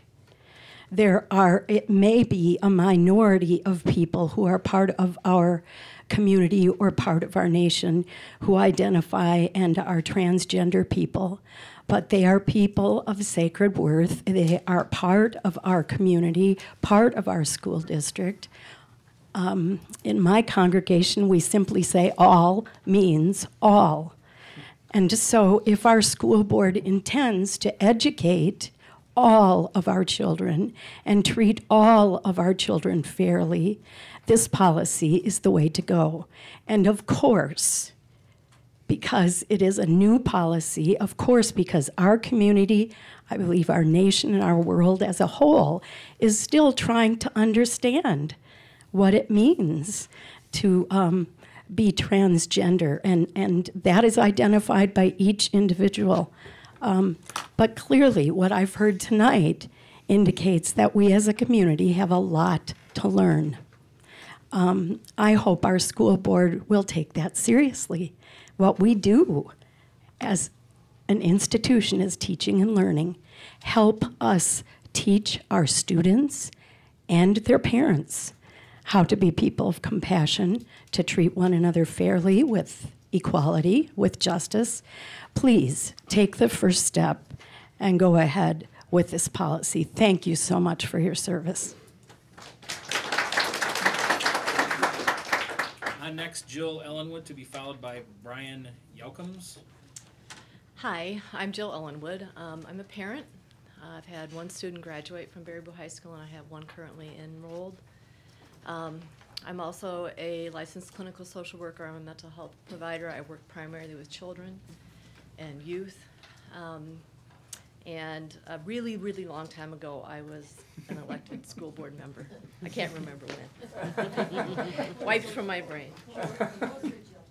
Sorry. I appreciate all the information that I've received tonight from the other speakers. My message is simple. I want to express my support for the Baraboo School District proposed policy on transgender participation in athletics. Because, at its core, it's an anti-discrimination policy for students. The objections voiced to this policy are based on personal feelings, beliefs, and I believe misinformation. Students have a fair chance, all students have a fair chance to participate in school activities. It's as simple as that. I trust the school district will develop processes that will be safe, and supportive to all students upon implementation. Furthermore, I applaud the board in being proactive in adopting this policy. We've already talked about the WIA, what its recommendation is, the U.S. Department of Education, what its recommendation on transgender policies. It behooves you to be proactive, and I appreciate that you have been. Good for you. I guess I just want to say one thing about the pain of exclusion. I work with students on a regular basis, and you know, inclusion is never easy. Students who don't feel welcome, who don't feel respected and don't feel safe, don't succeed in high school or in education. And that's the reason why you want to have a policy that would not discriminate against transgender students. That's it. I know there was a parent who spoke tonight about his autistic son and wanting to protect him, and I really value that. But I also want to say for other parents who came before him, the road to anti-discrimination against his son was a challenging one. It came through a lot of policy changes and a lot of very committed individuals such as you to make the school safe for that student, and I would ask the same for transgender students. Thank you. Next, Brian Yelkins, hope I'm getting your last name, Brian. And then next, Emily Bold. That's okay, everybody says my last name incorrectly. So, so hello. It's German. So my name is Brian Jukums, and I'm actually with an organization called GSAFE. We're a statewide organization that works with students, with parents, with educators, with school boards across the state, working to help create safe, just, and respectful schools for lesbian, gay, bisexual, and transgender students. And one, I just wanted to introduce myself and let you know that I work with educational organizations, both statewide as well as nationally, and some of the concerns raised around plans and policies and practices. We're happy to be a resource to the school board. I don't think it would take much time, and I think it would be very simple. There's been a lot of states, a lot of districts around the country have implemented policies, and they've had absolutely no problems, and it's gone well. When you pass this policy in Baraboo, it will go well. It'll be just fine. I do want to, I had a number of other things I just wanted to briefly say, but I actually just wanted to appreciate the comment made by Pastor, I don't know your last name, Pastor Lang, thinking about why it's important to act on this policy. I have the privilege of working with transgender students across the state. And I think about how terrified they are about coming into school each day and feeling connected to the school and feeling like they'd be welcome in the school, and how often they're pushed out and school becomes inaccessible for them. As a person who turns 42 in a week, I'm terrified right now. I'm shaking. It's like I talk publicly, but this is a scary issue, and it's scary to be in a room with a lot of people. And I think just from my heart, just thinking about the trans student who's probably in this district, who might be in this room, or who might have parents in this room, and hearing both the support as well as the opposition, and think how frightening that would be for that student to be here and to come into school tomorrow, and to know if the board did not act.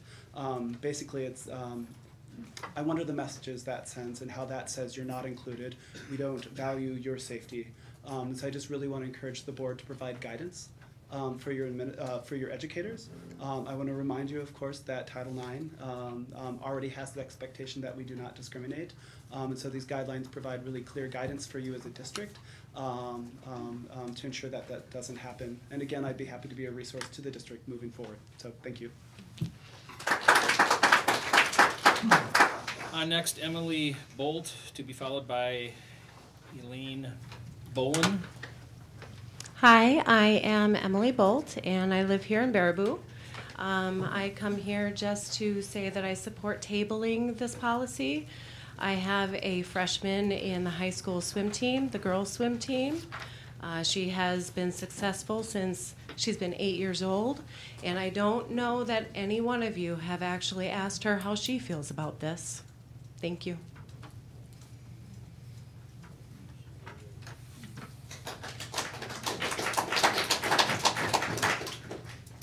Up next after Ms. Bolin is Amy Steve.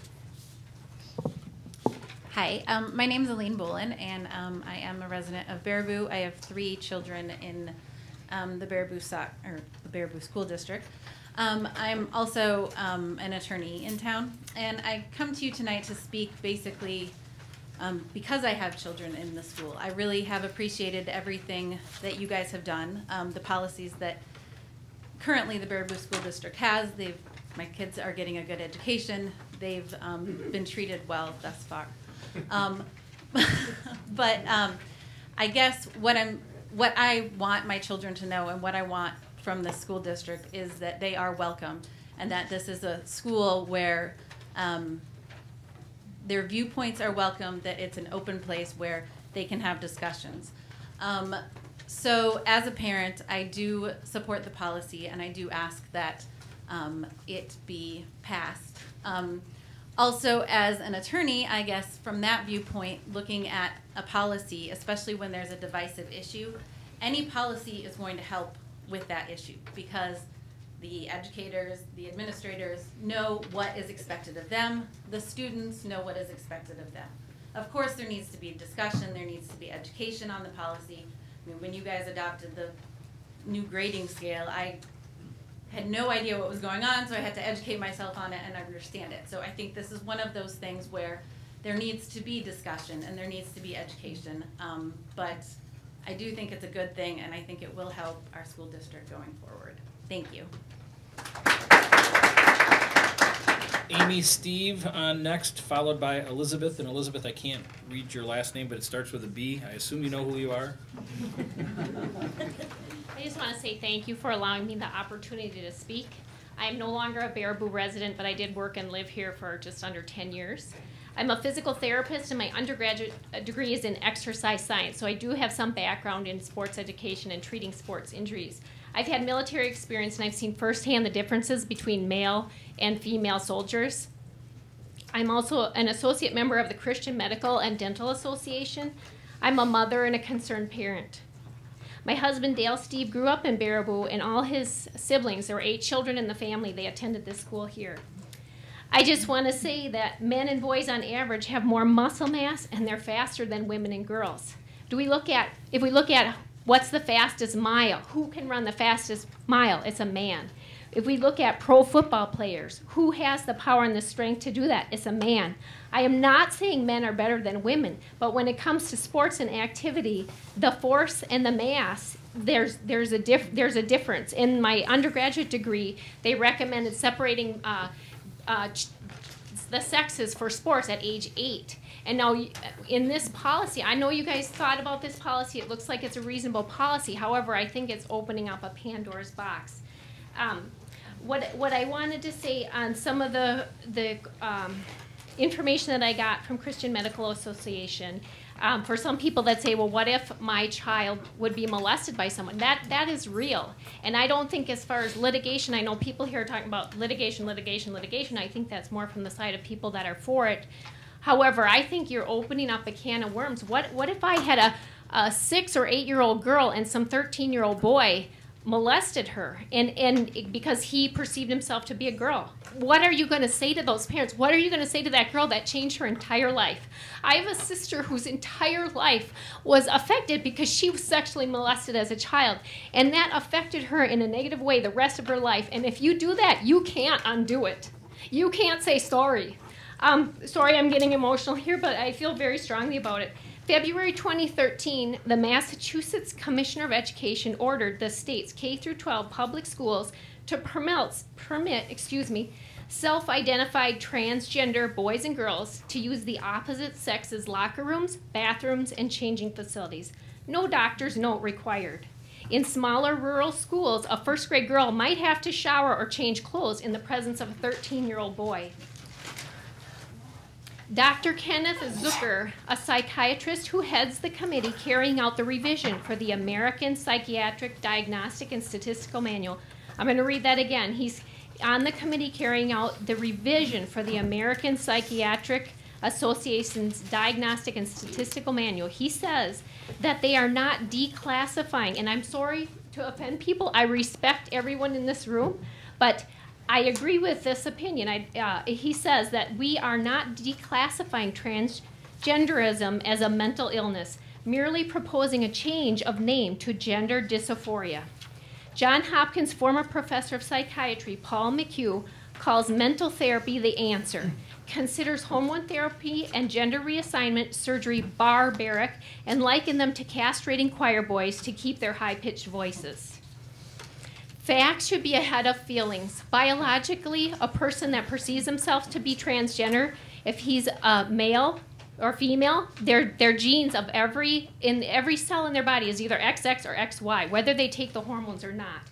And in closing, I just want to say, our culture promotes, and this is a quotation, not my original words, our culture promotes immediate, self-centered gratification regardless of the risk to the individual, other people, and society.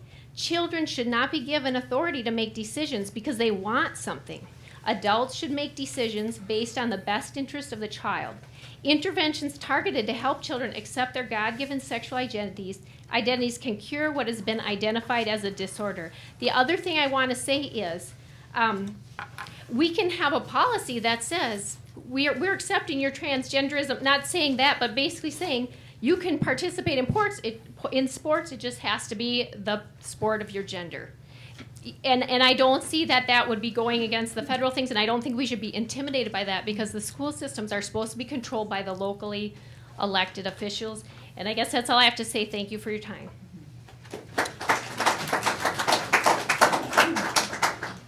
Up next, Elizabeth, and you'll help me with your last name. It is Brickle. Okay. And I'm a Baraboo resident. I'm an alumni of Baraboo High School. Can't hear you. I'm really short. We're like a little person law here. So I come here to ask you just to support this policy. I think it's incredibly important, and I wish I could speak and write as eloquently as Joel Petty, and I agree with a lot of what he said. I sat with him on City Council, and I really feel for some of you in the vote that you have to make. But at the end of the day, you have to do what's right for the students and the upcoming students. 40 years ago, we didn't want to acknowledge teenage pregnancy, and we had to accommodate. The school districts had to. Peanut allergies, ESL, cognitive, all of these delays, everything that we've had to accommodate over time, a lot of it is taboo. And unfortunately, transgender, all of this is taboo to a lot of people in this room. There's a lot of people who think they know what they're talking about, and it's unfortunate. You guys are charged with doing something incredibly important tonight. You're gonna blaze a trail for Baraboo School District, and it's important that you remember the reason why you are all sitting here, why we all voted for you here, is to make the right decisions for the students, not for the parents, not for the churches, not for the medical professionals, but for the students. Please do not forget that. I have 2 children in the high school. One is a boy who's on the football team, and he plays with girls on that football team. Doesn't even realize it, doesn't even care. Bathrooms, all of that, nothing matters to him. He's here to play football, and so are the girls on that team. I have a junior daughter, and she identifies as female. Someday she walks out of that bedroom, I think she's a boy. I don't know what got into her, but that's how she wanted to dress that day, and I simply don't care. What I want is for this school board to do what's right for my kids, for her friends, and for the upcoming students in this district. I do urge you to vote yes for this. It's important. Thank you. Thank you. That exhausts the list of people that signed up for public viewpoints. We've obviously taken a considerable amount of time tonight to hear from everybody. Is there anybody else that would like to speak for public viewpoints that did not sign up? Yes, if you'd like to approach the mic and state your name. We spent this much time. I don't want anybody to leave here tonight thinking they didn't have an opportunity to be heard. Hi, my name is Jennifer Fitzpatrick, and I'm actually not here to talk about the transgender issue. What I'm here to talk about is resources for the schools. My son is a freshman in high school here at Baraboo Public School District, and when I came to talk, he came to me for some help with some geometry homework, and I asked him. I said, "It's been, a lot of years since I've seen a geometry book. Could you give me the book so that I can just refresh my memory on what that is?" And he informed me that he does not have a geometry book. He doesn't have a geometry book. He doesn't have a econ book. He doesn't have a biology book. I've talked to Mr. Bilstein and to Lori Mueller about this situation, and they assure me that they're trying to do some sort of co-ed where they're using both the internet and books. And my concern with Colin is what he has, especially for geometry, gives gives notations, and it gives page numbers. That references the book, but he doesn't have a book. There aren't even enough books when he's sitting in a group of 24 students in his class for them all to have a book during the school hour. They're learning by PowerPoint and that kind of thing. Colin now has a book because after I talked to these people, they made a book available to him. But we have 220 approximately geometry students and approximately 110 books.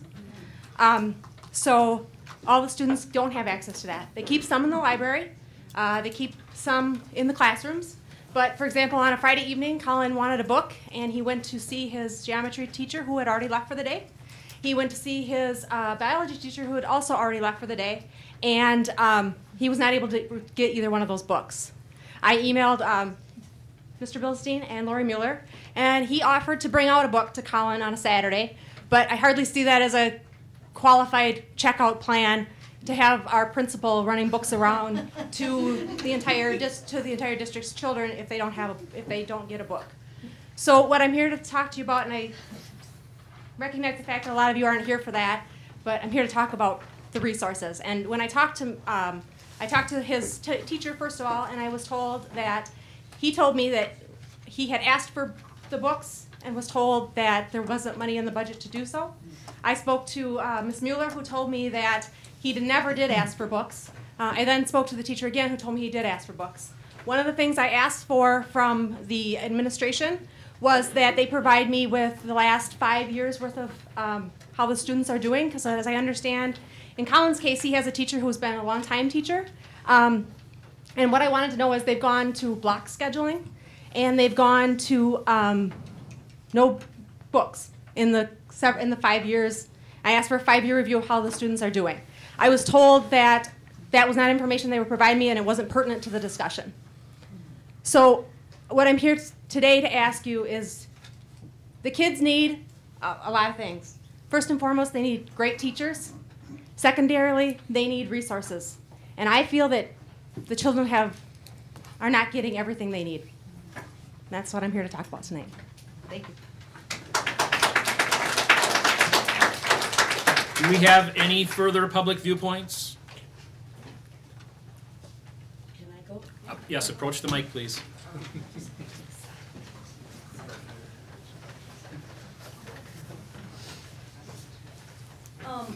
Hi, I'm Diane Deering. I spoke at the last meeting also. Thank you so much for allowing me to speak, even though I didn't get my name on that piece of paper over there. I apologize. Hey, I just have to say something positive. I'm really actually kind of excited because I think there's a lot of common ground in this room, a lot more than maybe some of us are thinking right now. Because I'm a born-again Christian, okay, I believe the Bible, and that means I also very much believe that every single person is made in God's image and has sacred worth. So I agree with everybody who has said that, and I definitely think we do need to protect transgender students, we need to protect gay and lesbian students, we need to protect everyone. And so I just want to make that distinction because I think a lot of times it's assumed that if you're a Christian, you're like a gay hater, and that is absolutely not true. So my concerns, also I would like to make it very clear to the board as well that tabling this policy for now, for a period of time, is not rejecting it in any way. I think that what Scott said makes sense. It simply makes sense to go ahead and get something on the books from the outset that's decent. I understand what Mr. Petty said as far as, Title IX, you have to deal with it. You've got to deal with these issues. I agree. We need a policy. I don't think anybody questions that. The question is, can we simply take a little bit more time? I mean, I don't think a few months is really, or a few weeks even, if we wanted to really push this through over the holidays. I don't think that would really be a bad thing. I think it would be a good thing. I think it would allow for everyone's concerns to be addressed. I just want to say another thing. Just one of my concerns is just with the competitive equity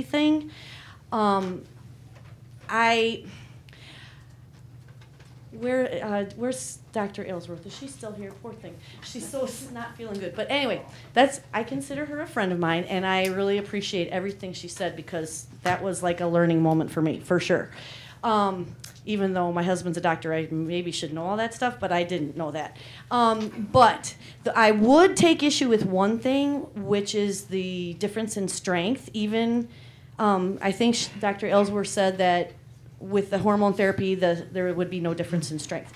And with that, I'd like to bring up a point made at the very end of the last meeting in November by Mr. Vedro, when he was talking about what his daughter said about the skeletons being the same. Well, that has been bothering me ever since. So I Googled this, and what I found out is that there really are distinctions in the male and female skeleton. It just makes sense, too.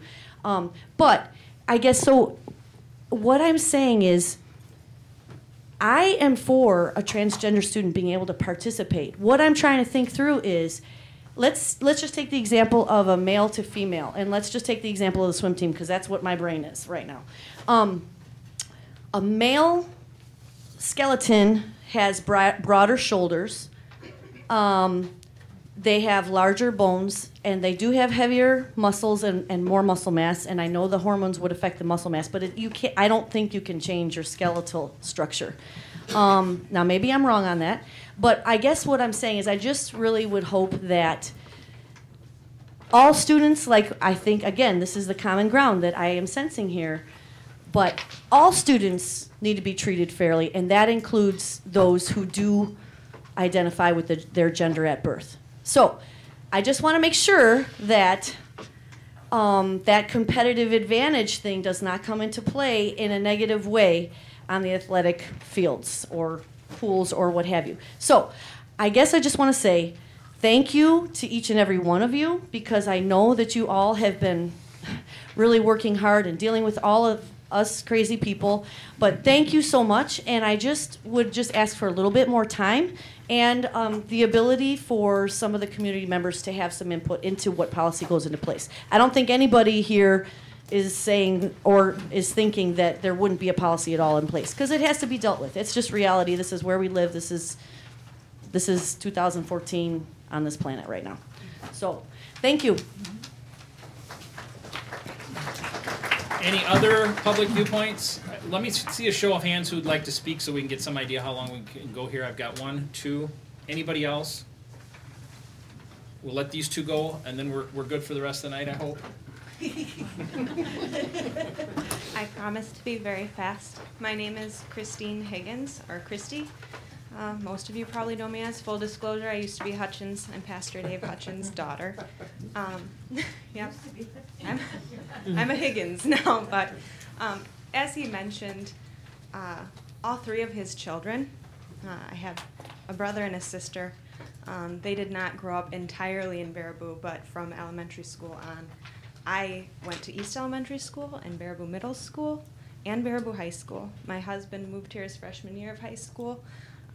We're both here tonight. We're expecting our first, and we loved our experience in the Baraboo School District. I would love, I really want to raise my children in the public school system here in Baraboo. And like my dad said, it's unusual. I don't know. There are very few families that have all 3 of their kids grow up in a town and choose to come back to that town or just stay in that town like I did to raise their own children. My mom is very adamant of the fact that this is not because her and my dad are so lovable that we can't tear ourselves away from them. I don't agree with my dad on a lot of stuff, for those of you who might be thinking I'm some brainwashed little Christian baby. Not true. I mean, I am a Christian, don't get me wrong, Bible believing, but we don't agree on what that always means. Anyways, it's unusual, and I want to credit our school district with that. Yes, we do love our parents, but we also love this town very much. All 3 of us, again, have chosen to be here, and we want to raise our children in this district. Now, that being said, I do ask that you table this, mostly because I've always liked to be well-informed. I'd like to know exactly what this is. I want to know exactly how you're going to handle this. I want to know what I'm facing as a parent. I want to know what my child will be facing. I don't want for you to pass this with the intention of piecing together something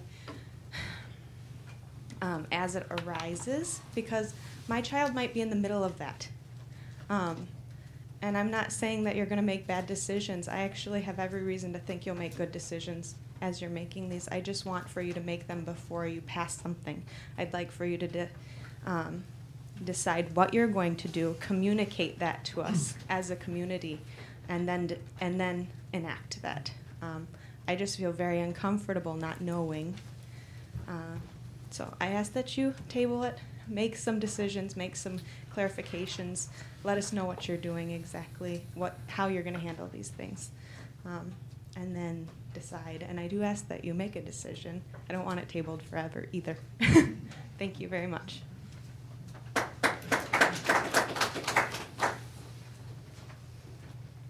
Hi, I'm Christina Beam. I have 3 kids in the Baraboo School District. This is kind of obnoxious, but I'm going to read it exactly so that I stay under 3 minutes. I've heard a lot of people in town complaining that the school board didn't consult them about this policy. And I've heard a lot of the same people using the talking points given to them by pro-family organizations.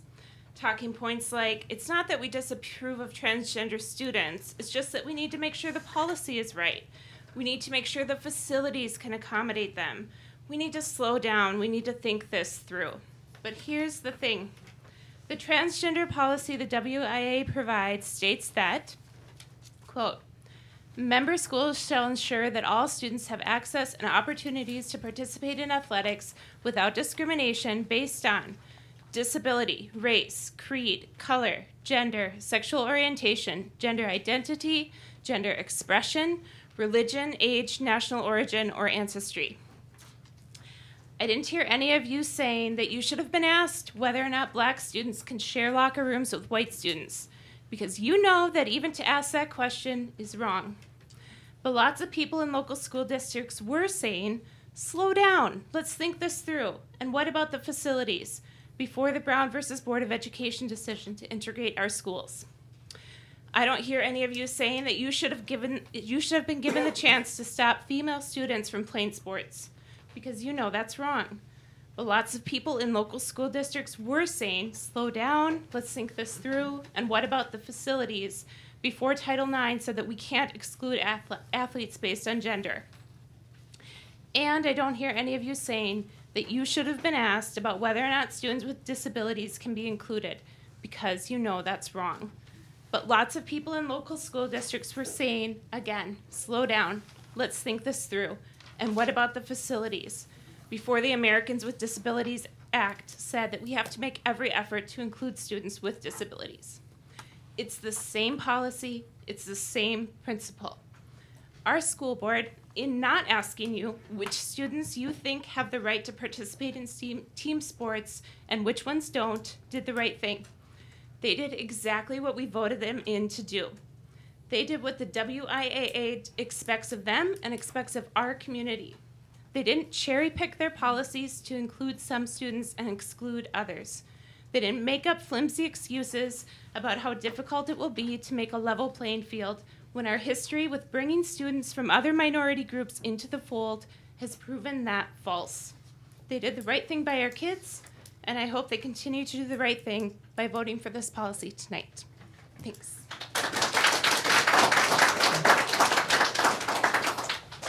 I'd like to take the opportunity to thank all of those that spoke during public viewpoints. I certainly appreciate the civility to which you listened to everybody speak.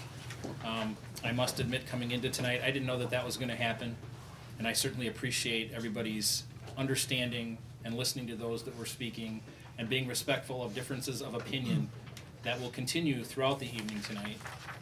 We're finished with our public viewpoint. The portion of the agenda that addresses what public viewpoint was talking about is under new business, so we have a few things to take care of and to agendize through before we get to new business number C, which is dealing with 411.2, the transgender policy, just so you know where we're at with our agenda.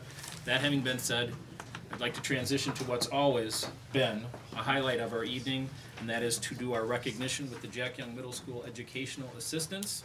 I'm going to turn it over to Dr. Ritzenhauer. Thank you. Well, first of all, could I have the assistants come up that are being recognized tonight? And I want to start by thanking you for your patience. I invite you here to be recognized at 6 o'clock, and you've been waiting patiently for 2 hours, so I apologize for that. But at the start of the meeting, I mentioned a Thanksgiving food drive, and the ladies are here tonight because of their efforts to raise and contribute 189 boxes of food to our community and $2,800 for turkeys. And I also want to mention a couple individuals who are not able to be here tonight. I can find my notes. Charlie Sarnow is a special education teacher at GLW, and she actually started this, and I know that some of you in her absence stepped up to the plate to carry on that tradition. And then also Tracy Plow is out of town tonight. Did I say that right, Nick? Tracy Plow? But we do have here with us tonight Nadine Crace, a special education assistant, Roanna Bacon, Lori Walker from the middle school, Pam Sorcy, and Deb Hurley. And on behalf of the board, I'd like to present certificates of appreciation that I hope you'll share with the students and the staff who are also part of this. And is there anything that you would like to say about the efforts this year? No? Do you mind if I just say a quick? Sure. What you're looking at here, you guys, is just a great team. They perform mini miracles every day at GLW Elementary, and that's what we're talking about tonight with the Thanksgiving food drive. That's just the tip of the iceberg. They're phenomenal, and they make my job a whole lot easier. So you guys deserve to be appreciated. And they may not always be out in the forefront, and you may not see them every day, you know, like a classroom teacher, but really a special part of our educational community and teaching good values and how to be good citizens in our community to our children. So thank you very much.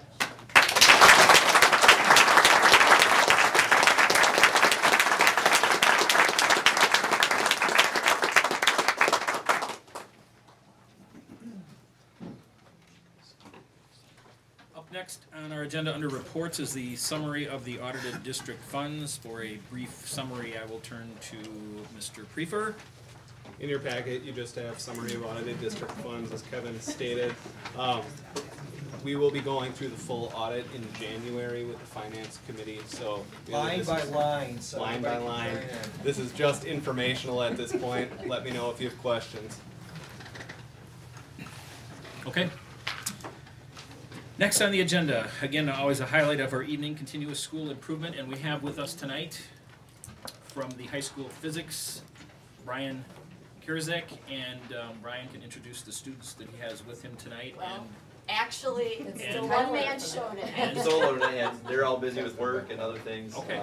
Brian, very busy kids. I just want to start by saying, you know, Brian is new to our district this year, and he came to us with some engineering background before he became a teacher, and we're very fortunate to have him here not only as our physics teacher, but also as our Intro to Engineering course teacher. As you may recall, is a new course for this school year, which has evolved through the collaboration with our business education partnerships with Teal, Flambeau, and Synergy.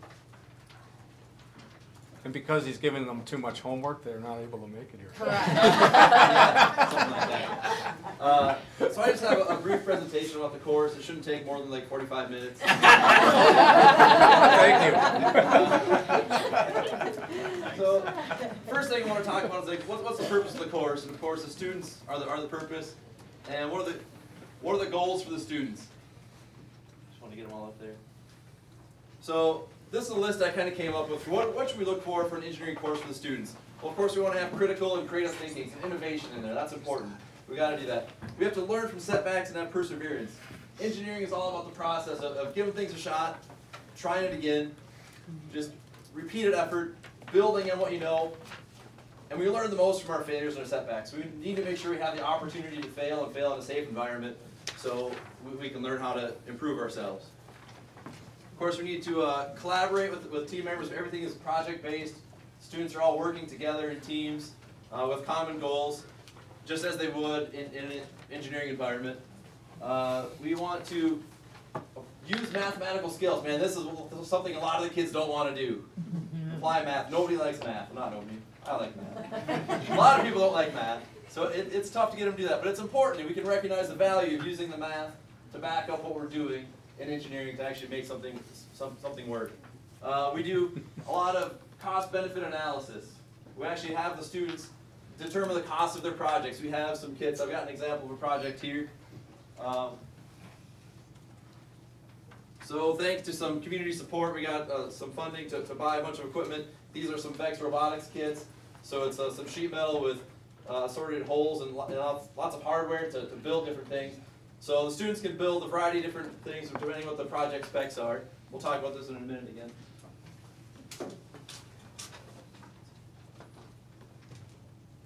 So what we try to do is have an authentic experience. What I talk about that is, if you want to be an engineer and learn how to be an engineer, the best thing to do is to do some engineering. So this is one of the goals of the course. All right, so we teach them some basic ideas that they need to have, and then they act as engineers. They do the brainstorming, they do the project development, what they need to do to meet the specs, some sketches, some preliminary analysis of how they can meet the project goals. Of course, they design and build the project, test it, do some continual improvement as they see what's working and what's not working. They have to make scaled and annotated drawings that match what they're actually building. They have to do a bill of materials which shows all the components used, all the cost of the components. So you get an overall total cost of the piece prices anyway for the design. And in the end, they have to do a reflection on what they've done and what they've learned from it. The course, like I said, it's one semester. It's all project-based. So we work primarily with the design process, understanding what goes into being an engineer and designing things. Simple machines, how to manipulate forces and energy to do what we want them to do.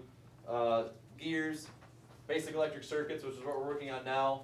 And the projects that we're doing are, we do a kind of a generic compound machine, just kind of introduce the ideas of energy, manipulating energy to do a job. The second project, we use those same ideas. We made a gravity-driven car. I don't know if we have a place to demonstrate this or not. Maybe right here on this table. So the idea with this car is we have a 1 kilogram mass, and we use this thing. And the students, their job was to design a car that would use the mass as the input energy to make the car go. And of course, the mass is not a lot of energy here, so it's maybe not as impressive as someone you might be hoping for right now. Just scale the expectations. But, so we let go of the mass, and then the car should drive forward.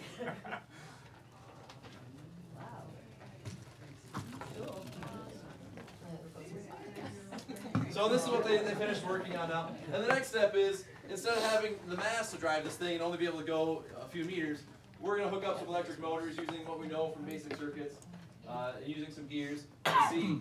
I think ultimately we're going to have a race. We'll see where that race takes place, but see what they can do, what kind of cars they can build.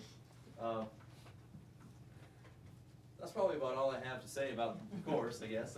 What questions does anybody have here for me today? Do you want to mention when you had the business partners come in and talk about the skills they were looking for and how that matched the skill sets that you presented?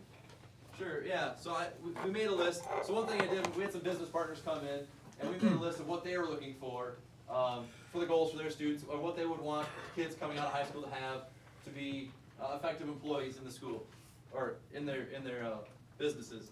And this is the list they came up with. They want to have hands-on activities. We certainly have a lot of that. Kids are working with their hands all the time. Creativity, that's a requirement. There's all kinds of different designs. This is one design. They're similar, of course, they're all cars, but there's a lot of different iterations of how they did that. Analytical approach and mathematical proofing. That's something we're really trying to push for, to understand how we use math to support what we're doing. Measurable outcomes. Having a project, having some goals that you can actually accomplish with some real specifications, some timelines and deadlines, those are all part of the course. Ability to collaborate and cost analysis.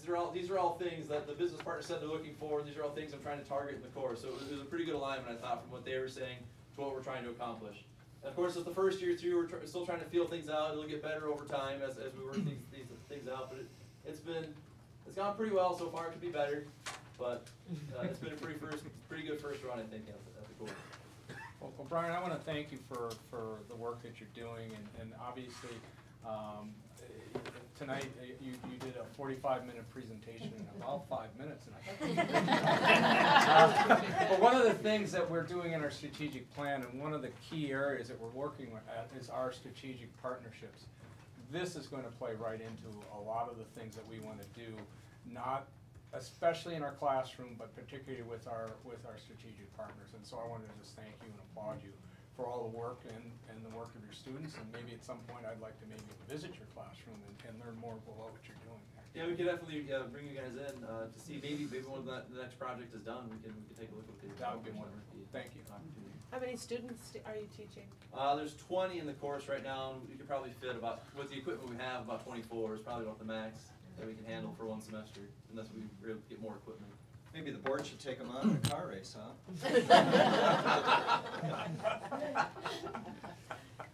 I would just point out that this is evolving as well, and this year Brian is teaching fundamentals of engineering, and next year there'll be another course that will complement it. It'll be applications of engineering, which our tech ed teachers will be teaching, and so they'll be working together to make all of this fit together and really give our students even more opportunities to explore engineering. Great to have an engineer on staff to be able to help lead the way. Brian, are there prerequisites for your course? This year the prereq was intro to tech ed. We're eliminating that prereq next time because I think we want to open it up to as many people as we can, and have an intro to tech ed. Some kids aren't really interested in tech ed, but they may be interested in engineering, the more like the theoretical, mathematical type of students. So we want to open it up to them. We were thinking about having a science prereq, but then that kind of eliminates maybe some kids who aren't so interested in science and want to just do tech ed stuff. So we're trying to keep it as open as possible. The only prereq is going to be geometry because we have to do some geometrical things with simple machines, and that's a typical, I think, 10th grade course. So it just limits it to pretty much upperclassmen then in the course. Thank you for being here tonight, Brian. Thank you. Yeah. Thank you very much.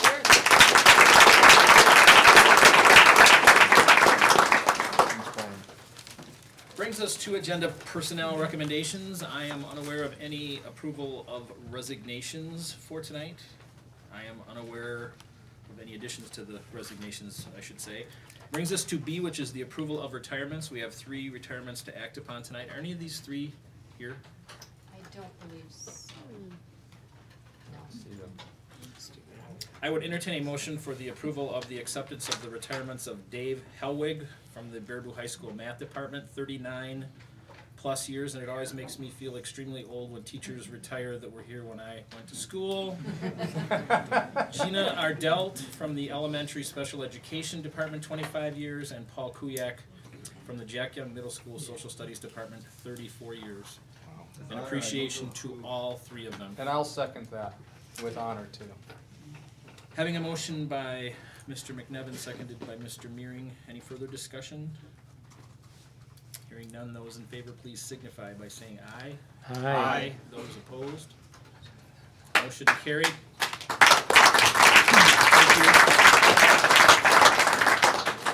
98 years we're losing. That's a lot. Yep. Brings us to C, which is the approval of new hires, of which I am not aware of any to add to the agenda. And that brings us to D, the approval of the long-term substitute positions. There's a third to add on the 7th grade language arts. If you do not have it on your list, it's Cassie Smith. So we have number 1, Barbara Walters for Abe 3rd grade.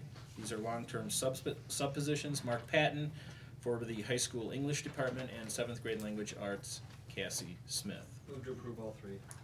Second. Motion by McNevin, seconded by Vedro. Any discussion?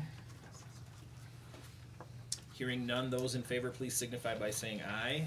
Aye. Those opposed?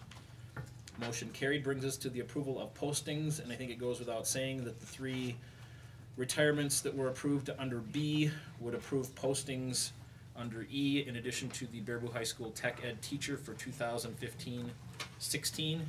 So moved. Second. Motion by Vedro, seconded by Riley. Any discussion? Hearing none, those in favor please signify by saying aye. Aye. Those opposed? Motion carried. Brings us to new business, first of which I will turn for the approval of receipts and disbursements to Chair of Finance, Mr. McNevin. Finance Committee met and reviewed the receipts and disbursements. I move to approve.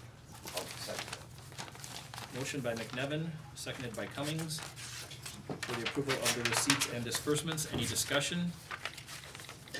Hearing none, those in favor, please signify by saying aye. Aye. Those opposed? Motion carried. Brings us to B, the approval of the 2015 business insurance renewal. That is also coming from Finance, Mr. McNevin. We met and reviewed the renewal of this is our property and casualty insurance, our liability insurance, so to speak, and we're recommending renewal with EMC. I will second that.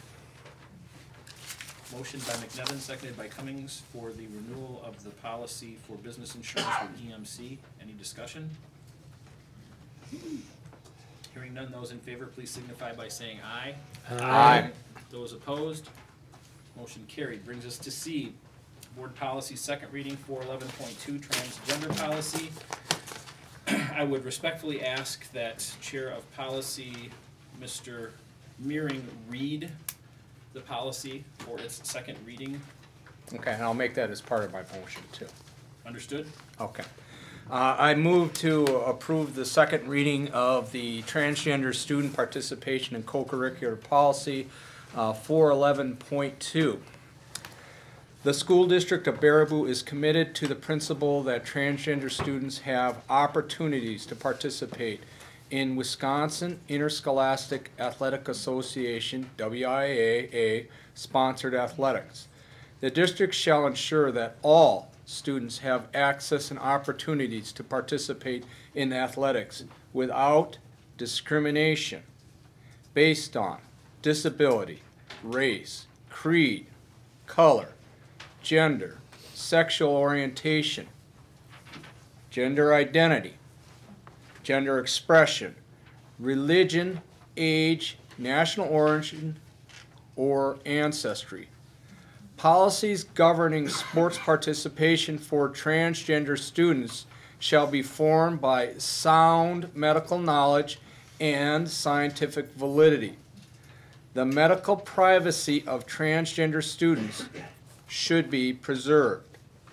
The following definitions apply to this policy. Transgender means having a gender identity or gender expression that differs from societal expectations based on gender assigned at birth. A, female to male, FTM, transgender person means one who was born with a female body but who identifies as a boy or man. B, male to female, MTF, transgender person means one who was born with a male body but who identifies as a girl or woman. 2, gender identity means an innate sense of one's own gender. 3, gender expression means external appearance, characteristics, or behaviors typically associated with a specific gender. Privacy statement. Protecting the privacy of transgender student athletes is a priority. All medical information shall be kept confidential in accordance with applicable state, local, and federal privacy laws. All discussions and documentation in each level of the process shall be kept confidential unless the student and family make a specific request otherwise. And then I'll state the cross references. The 411.2 rule, transgender rule, the 370 student co-curricular activities, 377 athletic programs, 411 rule, student discrimination complaint procedures, Title IX, and the activities code. And that is the proposal that I make as my proposal for this motion. Approval of the second reading. Is there a second? Second. Motion been read by Meering, seconded by Vedro. Discussion? Yeah, I'd like to just start off, and I'm not going to reiterate all the points that I brought up last time. Many of them have been discussed tonight. Joel Petty, I thought, did a very good job of discussing Title IX. We are guided by Title IX, and the transgender students are covered by Title IX. So it is federal statute that we need to proceed ahead, I feel, with this policy. I also talked a little bit about our mission and our strategic plan and some of our missions and cores. The last time I emphasized a safe environment, and the safe environment statement talks about all individuals. I believe this policy helps to facilitate that, and I'm not going to really reiterate some of those same points that I made at the last time. I believe those still apply. And after consideration with many other people in the public and even some of the things tonight that I've heard, I even believe in more so in that. But I think we have to also remember our mission statement. And I'm not going to read this because the board has a copy of it and we do have these things. But in the mission statement we talk about every learner. In the personalized learning, we talk about every learner. We talk about collaborative engagement, and that includes everybody in our community. And I believe in everybody in our community. Even if this policy passes tonight, which I believe it should, I don't believe that the conversation stops tonight. There will be continuing discussion. There'll be continuing collaboration. There'll be continuing working with our community as we proceed forward with this. And so that is not the end of that discussion. One of the things that I would like to bring up in that discussion is, yes, this is a continuing process. We approve it now. We have given that directive to our administration and staff to carry this policy out. One of the things that we've talked about, and I've talked about, but I'm bringing it forward to the board and to the rest of our administration, is talking about transition plans. When passing this policy, I think we need to obviously address where we're moving forward with this and how we're working with this. Madison has transition plans. And that's the discussion that many times seems that we're like trailblazers. I don't believe that's the case. I believe that we're on board with what other districts are doing in the state. I hear the discussion about us being bullied. I don't feel bullied. Yes, there is federal legislation that we have to follow, but we have to do what is the right thing for all of our students. And that's what guides, or at least where I am on this. And it is my hope that the rest of our board will see and after their consideration, and I would love to hear the rest of the or other board members and what they feel, but that is my viewpoints on this policy of the transgender students. So, thank you. Mr. Vedra, you were... Yes, thank you. I think it's important for our community to understand how each of us sees this issue. I mentioned last meeting, and I mentioned at the beginning of this meeting that I appreciate everyone's point of view. I appreciate the emails and the phone calls that I've received, and I understand everybody has a perspective. As your elected official, that many of you have pointed out, we have a responsibility to make those determinations.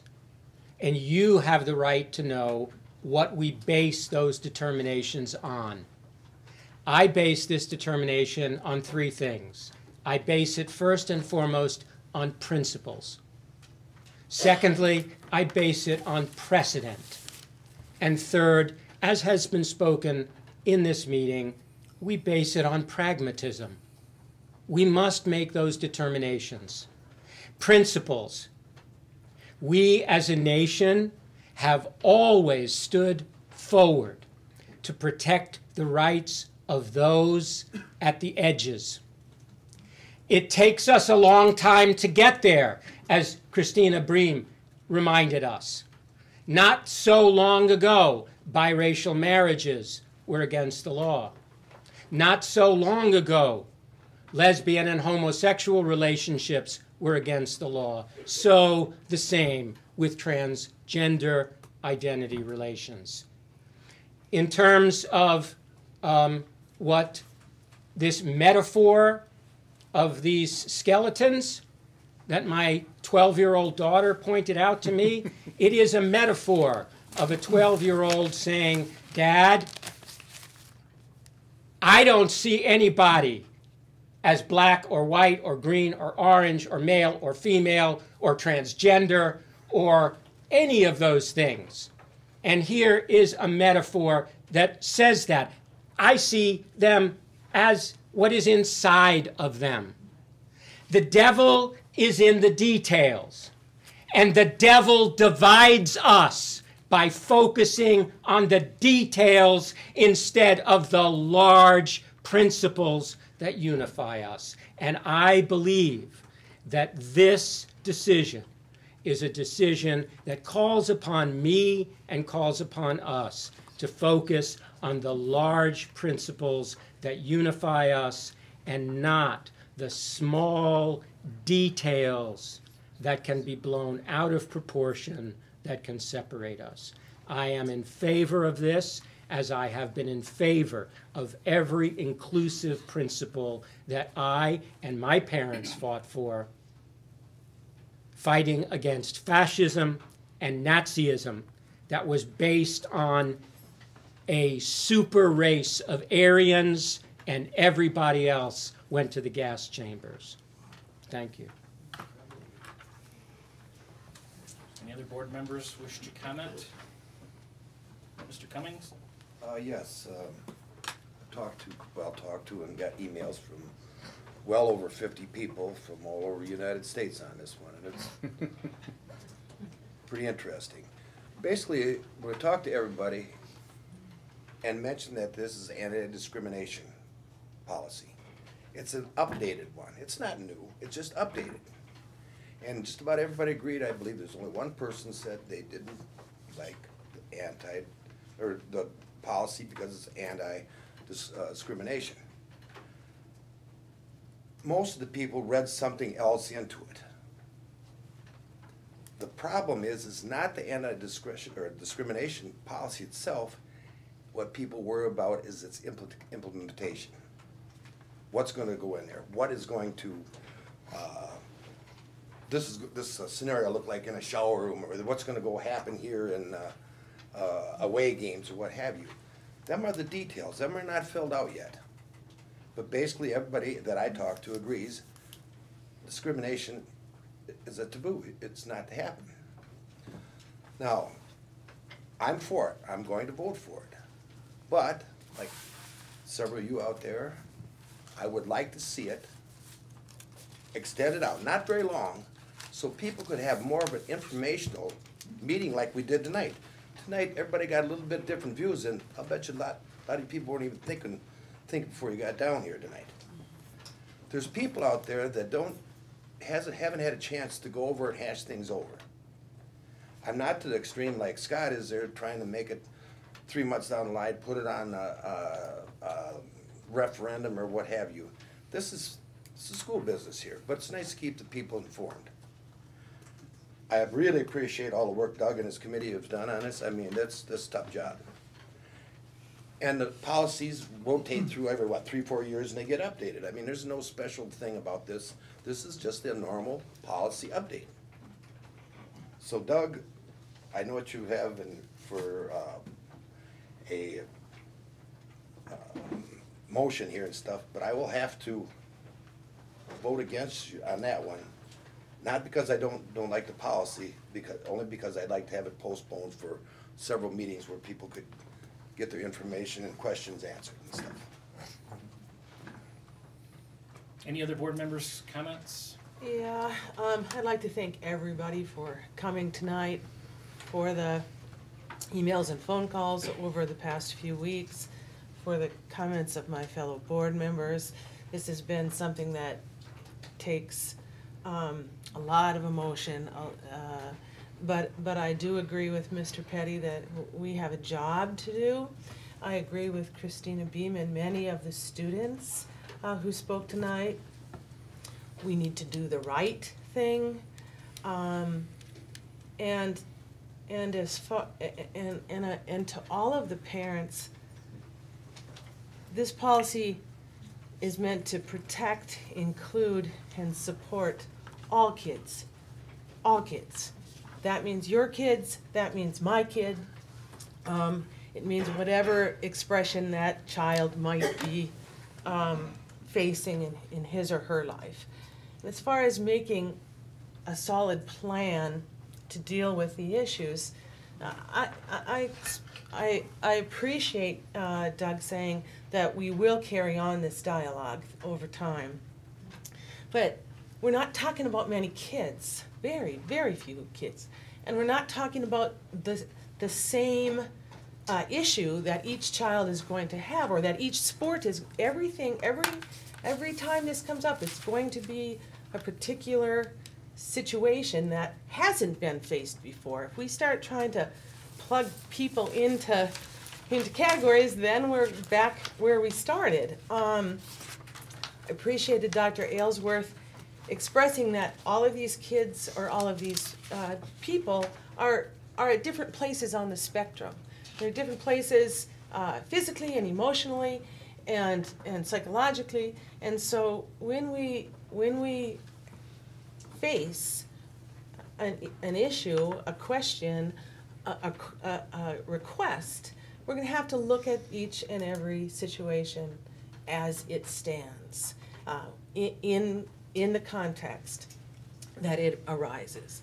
And so to try and create a perfect plan, I don't see for the future students that we'll be dealing with, I don't see that it's possible.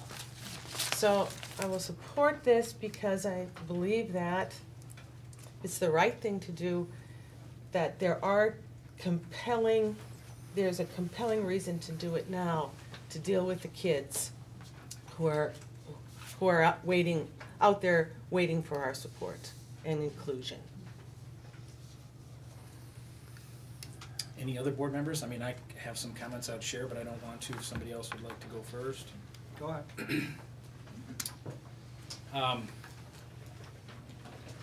I think this board has thus far, and I feel I've been a part of supporting advances that we have made with the GSA, the Gay Straight Alliance, or what it's transformed into now.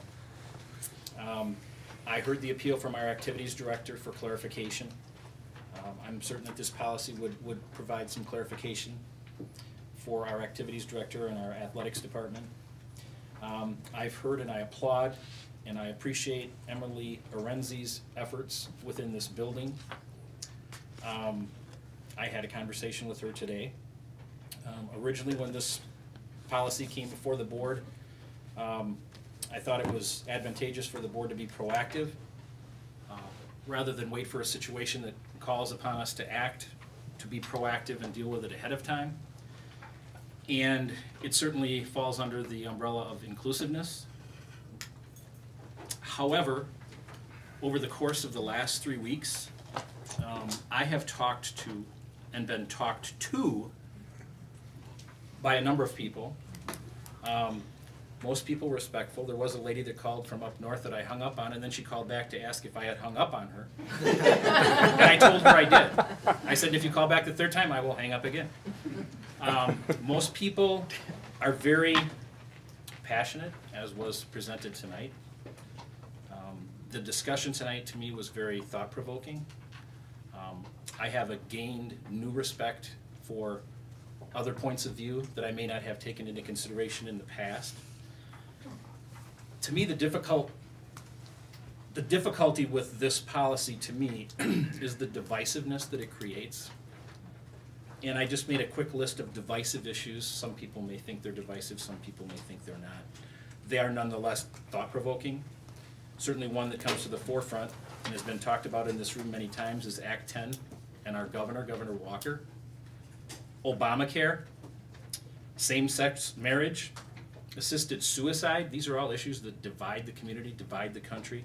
Abortion, and climate change, or global warming, which is now climate change. They're all divisive issues. On this board, through my duration as a board member, we tried repeatedly to pass a referendum in this community.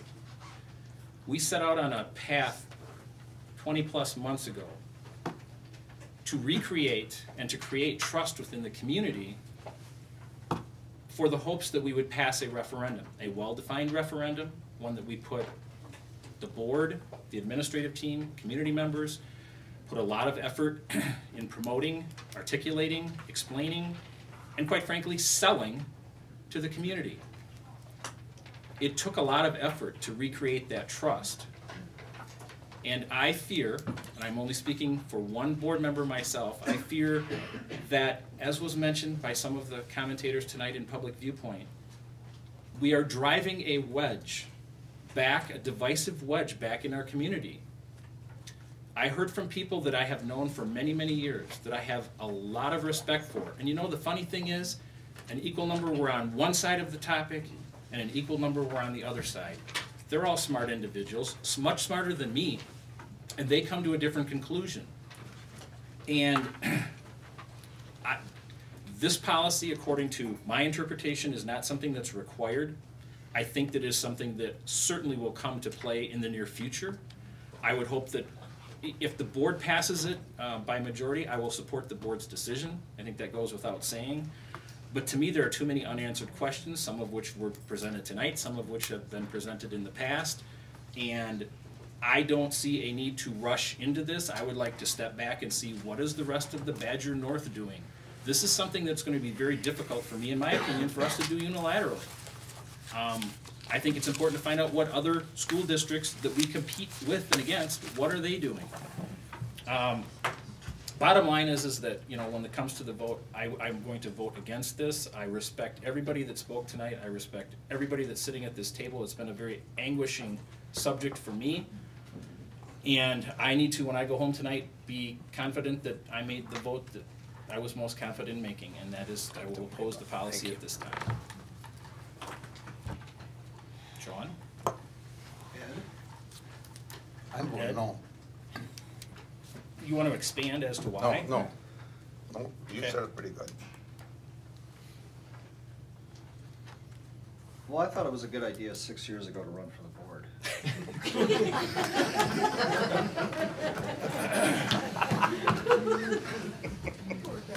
I don't get me wrong, I still think it was a good idea. But I guess I want to emphasize some of the comments that I've heard throughout the night. I really appreciate the dialogue. I really appreciate the respectfulness of the community on both sides of the issue. People have been great. If Gary said we got 50, that's underselling it by fourfold. I think we got hundreds upon hundreds of contacts. I think I had 15 voicemails at my house phone just an hour before the meeting. So obviously it's a well-communicated issue, and everybody was very respectful in all of their tones. You clearly cannot begin a dialogue with 200 emails. So I'll go back that 6 years, because 6 years ago I got on the board, and a friend of mine was giving me a tour of her school building. She said, Sean, every day we open up the doors and we accept all. 3 simple words, we accept all. And I guess it's those driving words that will give me support for this policy. Any other comments from the board?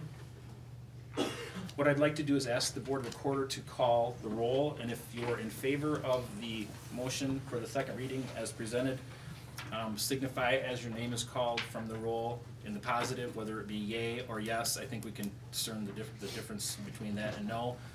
And I would turn to the district recorder for the roll. Cummings? No. McNevin? Yes. Meering? Yes. Mortimer? No. Riley? Yes. Vedro? Yes. Vodak? No. The results thus are 4 in the affirmative, 3 in opposition, so the second reading thus takes effect as soon as it can be published. I appreciate everyone's attendance tonight. Thank you. I would entertain a motion to enter closed session. So moved. Second. Roll call. Yes. Aye. Aye. Aye. Aye. 5 minutes. Okay, the board is now reconvened in open session. And a motion that would be appropriate if a board would like to move would be to approve both the architects and construction management agreements that have been presented to the board for review, with any changes that are subsequently approved by the board president in consultation with district legal counsel. So moved. Second. Having a motion by McNevin, seconded by Cummings. Any discussion? Does that include the RSS? Any further discussion? Hearing none, those in favor signify by saying aye. Aye. Those opposed? Entertain a motion to adjourn. So moved. Second. Those in favor? Aye. Those opposed?